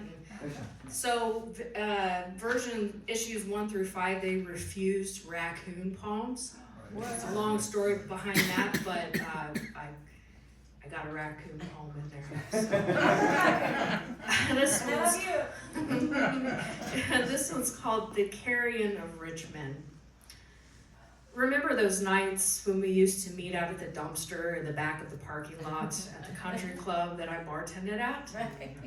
You always wearing a mask, always thrilled when I tossed the 6 or 7 extra large trash bags in. The carrion of Richmond with their dangling, sparkling women.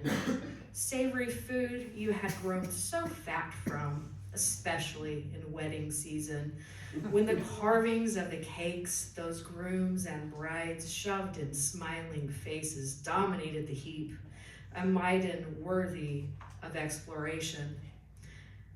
A shame the fountain is in the golf course rather than dumpster side. I knew you'd prefer it there if you had your way, so you could wash your findings. Watch them wash away on cotton candy night with a sad glimmer in your eye. I still recall the clamoring to be at the door of the dumpster. The hungry grunts escaped from excited little black furry mouths as I tossed the bags in, finish my smoke, and head back inside to wait for the groom to take the bride as I counted tips and capped and corked bottles I could never afford to drink from, daydreaming on another's dime.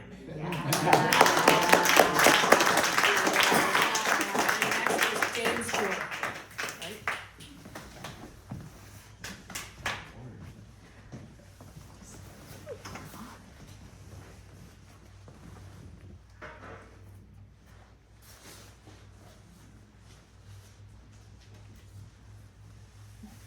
I'll try to read this fast. This was written, published during President Trump's first administration, and it was to celebrate what was to have been its greatest triumph. It didn't quite happen yet, but now there may be a second chance.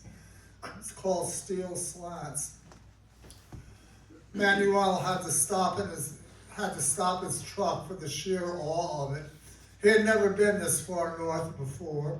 He had heard stories about it, of course, but now he could see it with his own eyes. A gleaming line on the distant horizon shimmering in the strong Mexican sunlight.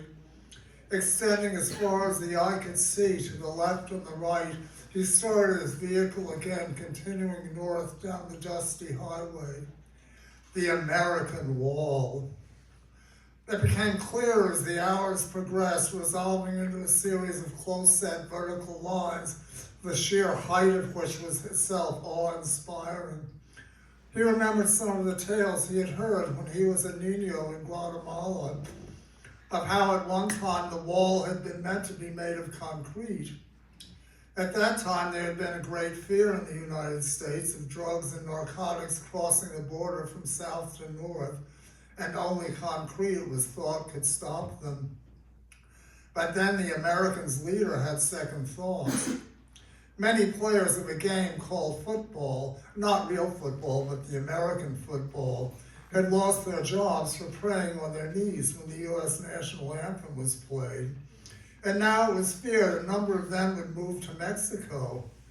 Men who, as another lesser leader had put it, had calves as big as cantaloupes, and would be enlisted to pump the drugs over the wall when it was built to waiting Confederates in places like Texas and Arizona. And so the U.S. Supreme Leader declared it would have to be built in a way that would let America's federales see what people were up to on the other side. That's when the Supreme Leader had a vision of beautiful steel slats which several detractors suggested would allow drugs simply to be passed between them, but the leader had spoken and that was the law.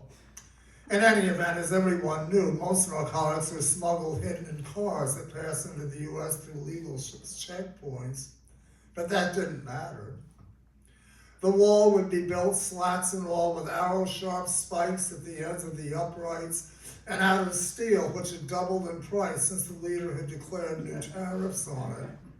But the leader said also, though no one knew how, that Mexico would pay the cost. Some said that was one of the causes of the U.S. economic's collapse, that Mexico had declined the bill, though there were other reasons as well.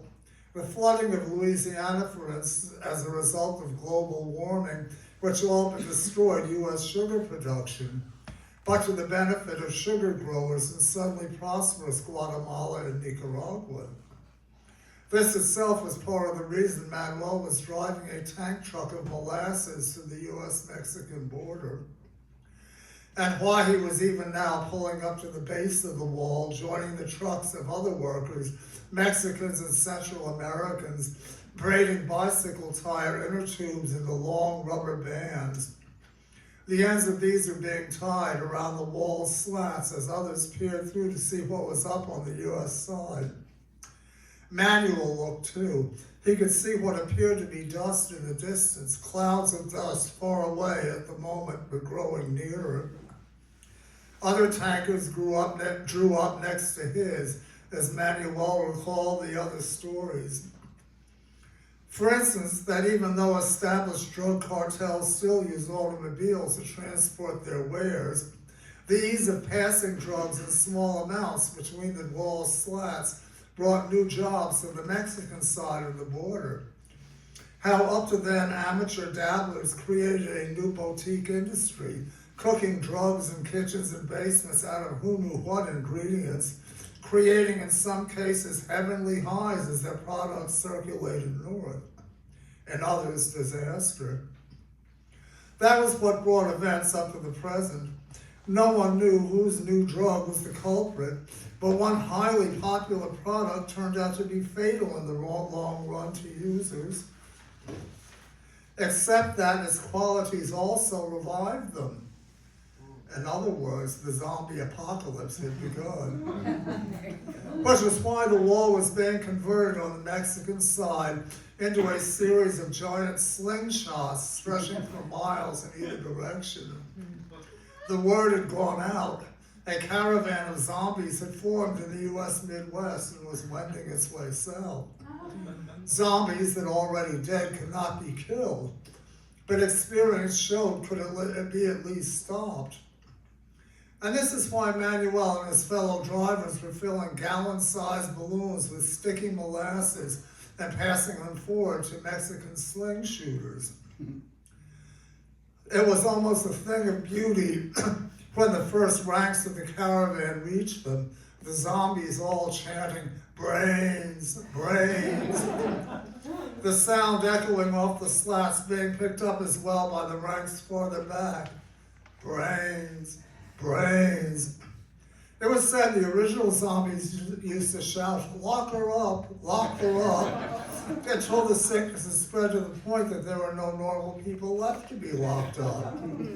So it had now become the familiar brains. Then that was drowned out on the Mexican side by the order of fire, by the whizzes and snaps as huge slingshots launched volleys of sticky molasses-filled balloons, exploding into the zombie ranks. Again. Zombies could shamble but do little else.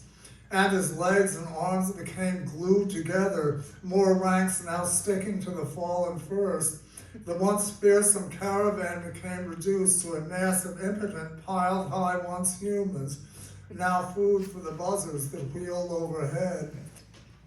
Yet still they chanted in weakening voices, "Brains, brains." Still striving forward, a few even stuck to the wall slats themselves, dulling the steel with gore.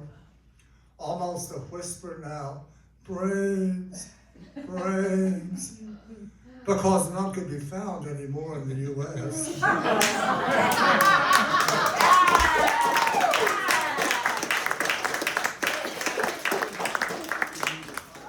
West Joy Parliament, is that right? Yes.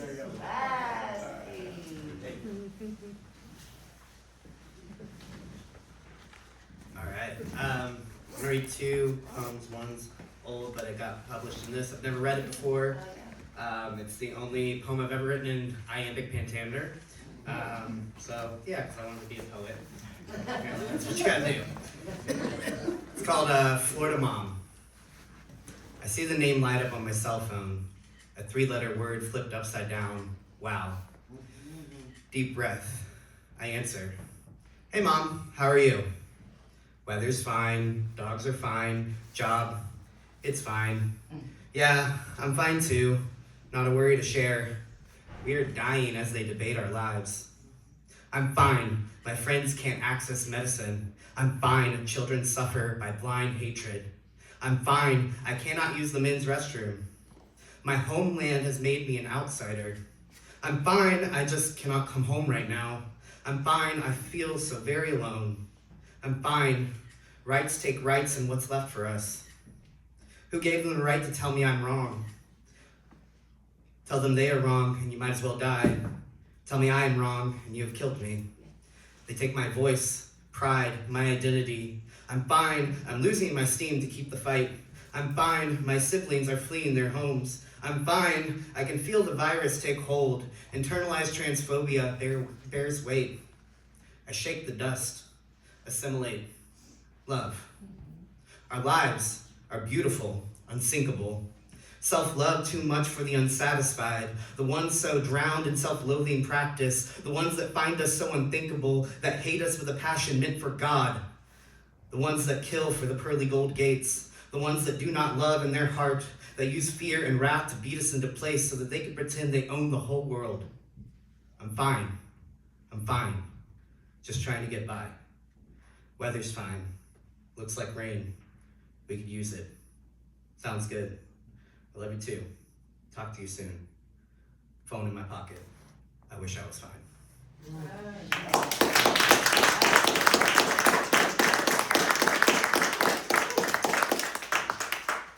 This is the new one. It's called Blow It Off the Hinges.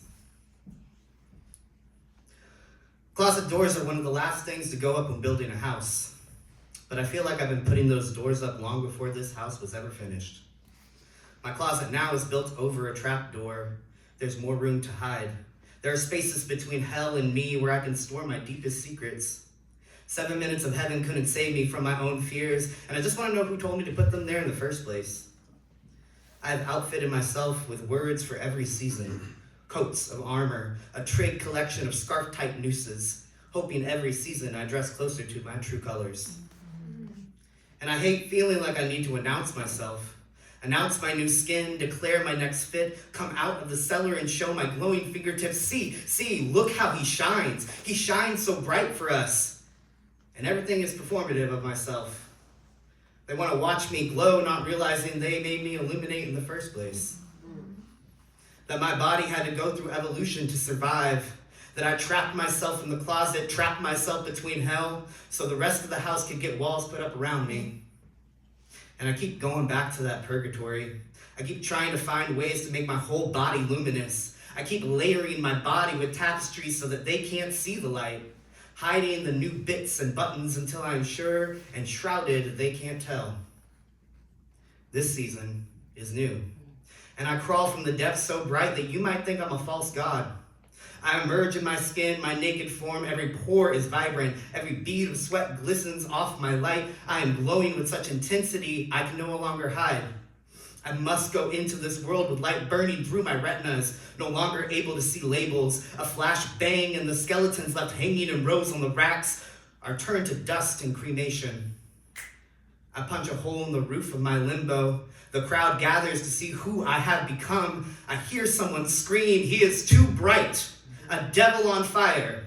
The crowd chants, "Devil, devil, devil." A beam pulsates out of my body with laser-like precisions, finds the naysayers, and I say, I am God's creation. I am salvation. I am the devil's apprentice, a fallen angel living on broken ideations, under heaven, over hell, left to my own interpretations of self-love stuffed in closets, had to be my own illumination, too bright on fire for this dull nation.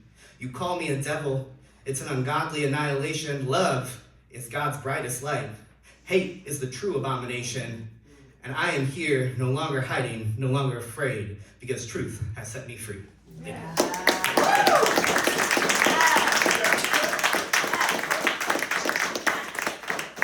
Maybe Shane? Yep. Louder? Okay, cool. Gotcha.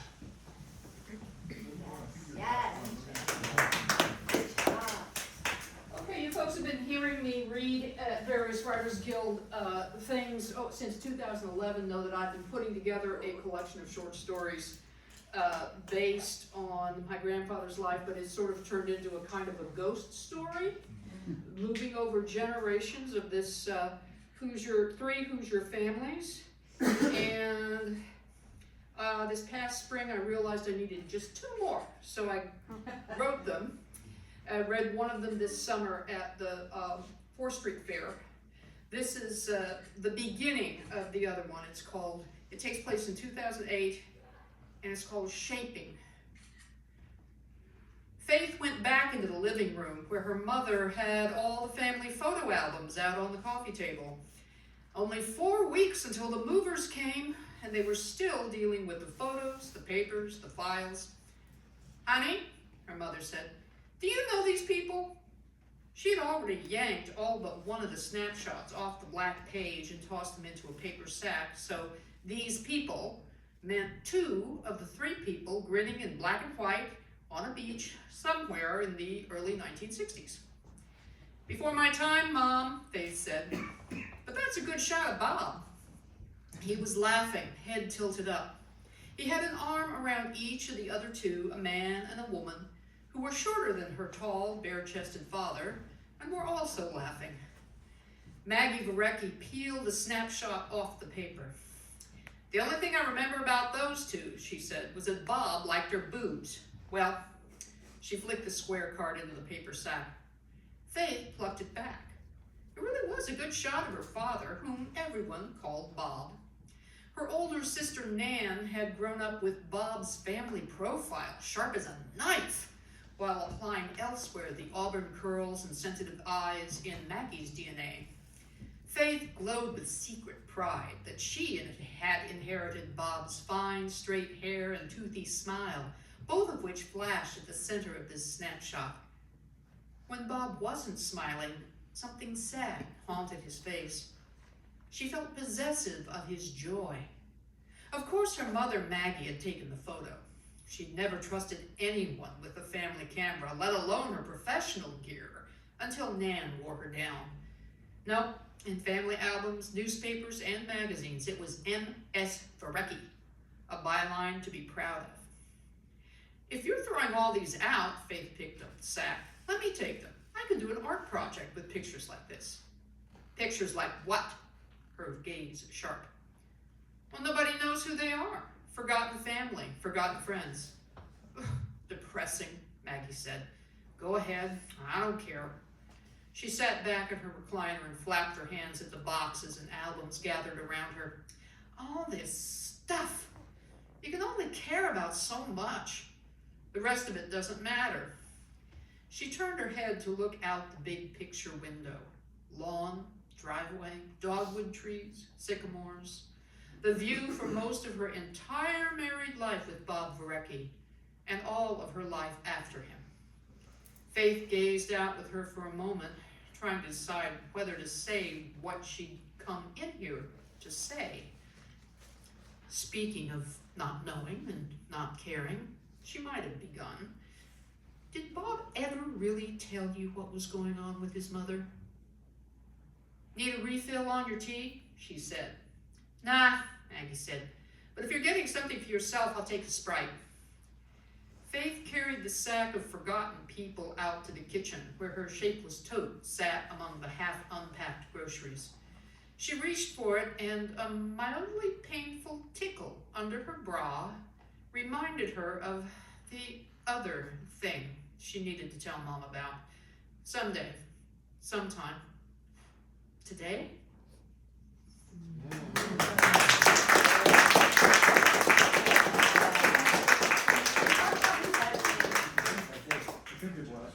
I was the last one.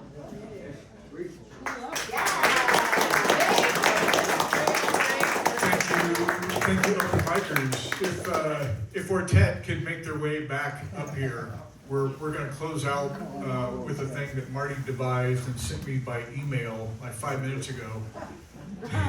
So we're going to try this. We're going to close out tonight with all 7 of us. We're going to play, but in order to keep things, maybe there's 7. Where is everybody? You guys, It doesn't matter. I just 6, 7, 5. Oh, stop hugging people and get up here. There's time for love later. 220, 221, whatever it takes. Yeah, so what we're gonna do is, so there's 7 of us tonight, and so what we're gonna do is, we're gonna play 4 5-minute pieces where each player can only play 2.5 of the pieces. So that's the instruction. I've been sitting over there trying to do the math, and I'm not sure, Marty. Okay. So that's the framework, and if you want to keep track, the clock is back there. So we should finish at we should start in exactly 1 minute. Right. Exactly.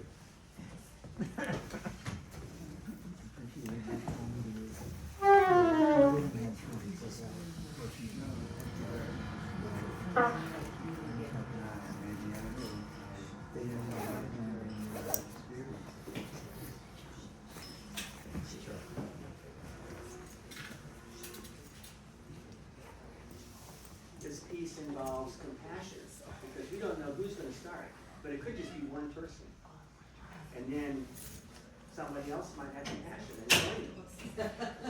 Or not. What does that make that person? What does it make that person? Narcissist. 10 seconds. Oh, the uncertainty.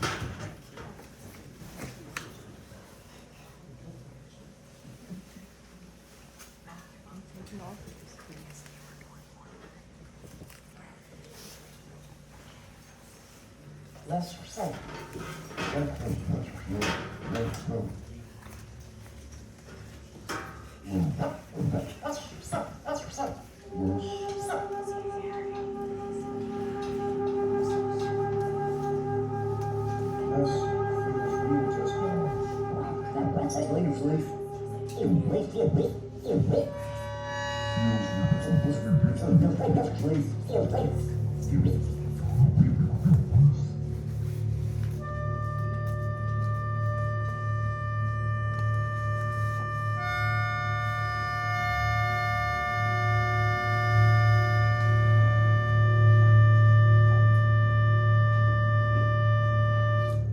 Feels real just now.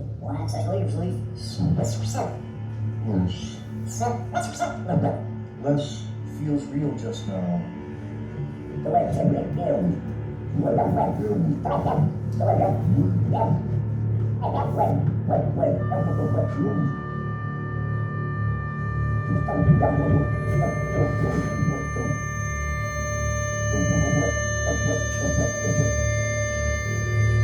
The way impossible numbers exist. Exist.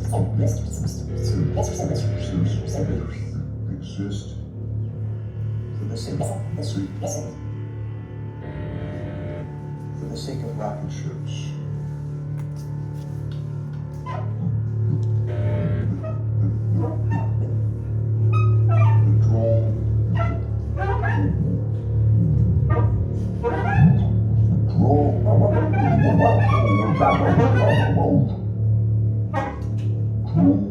Is flinging shit at its public.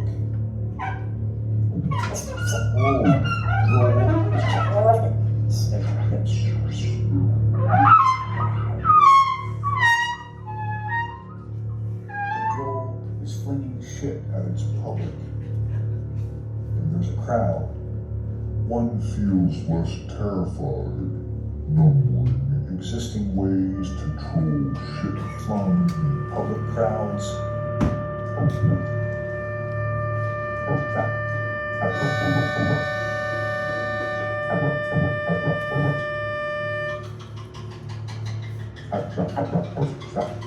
feel worried. I feel like less than proud. Feel like I feel like less than proud. Keep me in a cloud, the way impossible numbers exist. Just now, trolls, big rockets, Hips, real crowds, terrified, fleeing the crowd, impossible fields, a cloud, one less way how.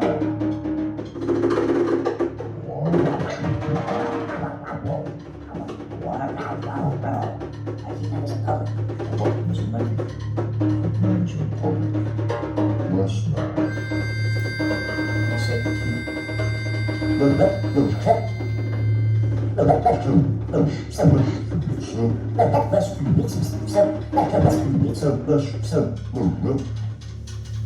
Less feels real just now for the suicide. Less feels real just now for the sake of rocket ships. It's in public, and there's a crowd, or numbering the existing ways in public crowds, are keep me in the cloud.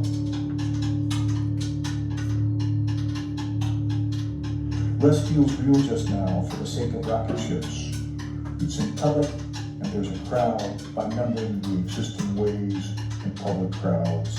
I keep me in a cloud. Less feels real just now for the sake of rocket ships.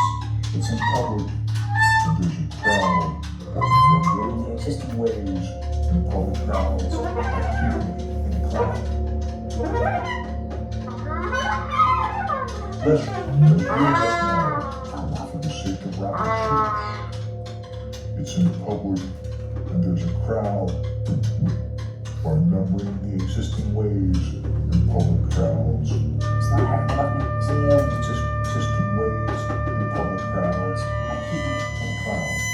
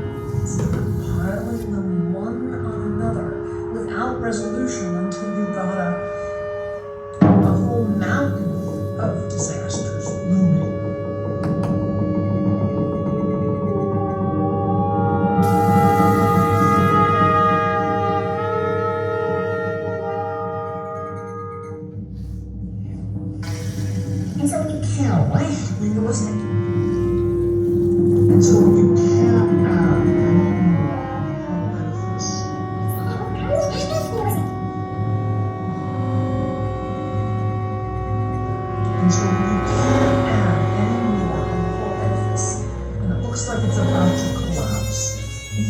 Then you start unpacking them in reverse order. Like a series of matryoshka dolls. That's why it's called what? It's unpacking them in reverse order. Like a series of matryoshka dolls. That's why I called the nesting dolls a disaster. So the last one, the biggest do or die one goes down first. The story's in there.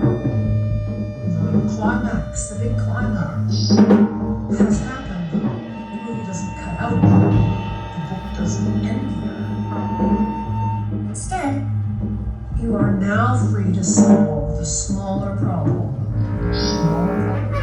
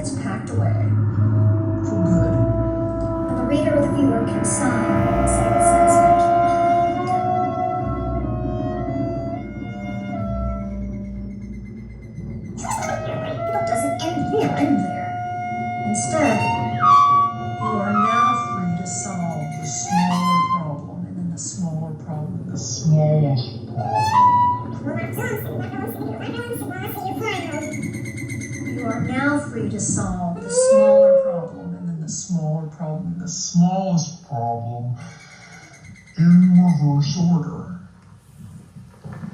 Until that last tiny question gets packed away for good, and the reader or the viewer can sigh and say with satisfaction, done. What the hell is that shit?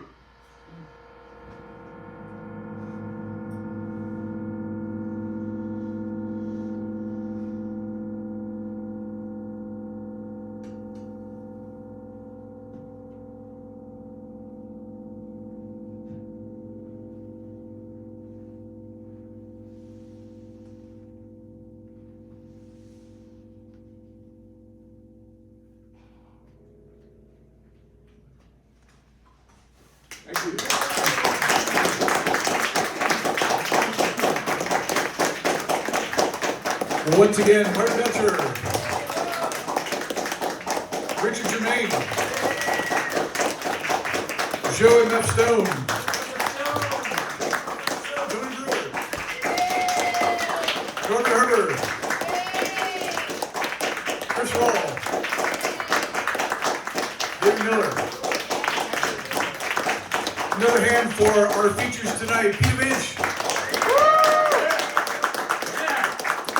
Joan Hawkins.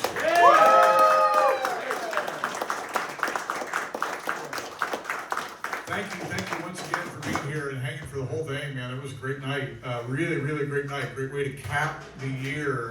Thank you all for coming. Thanks to all of our open micers for being here. We will see you in 2025. Be safe.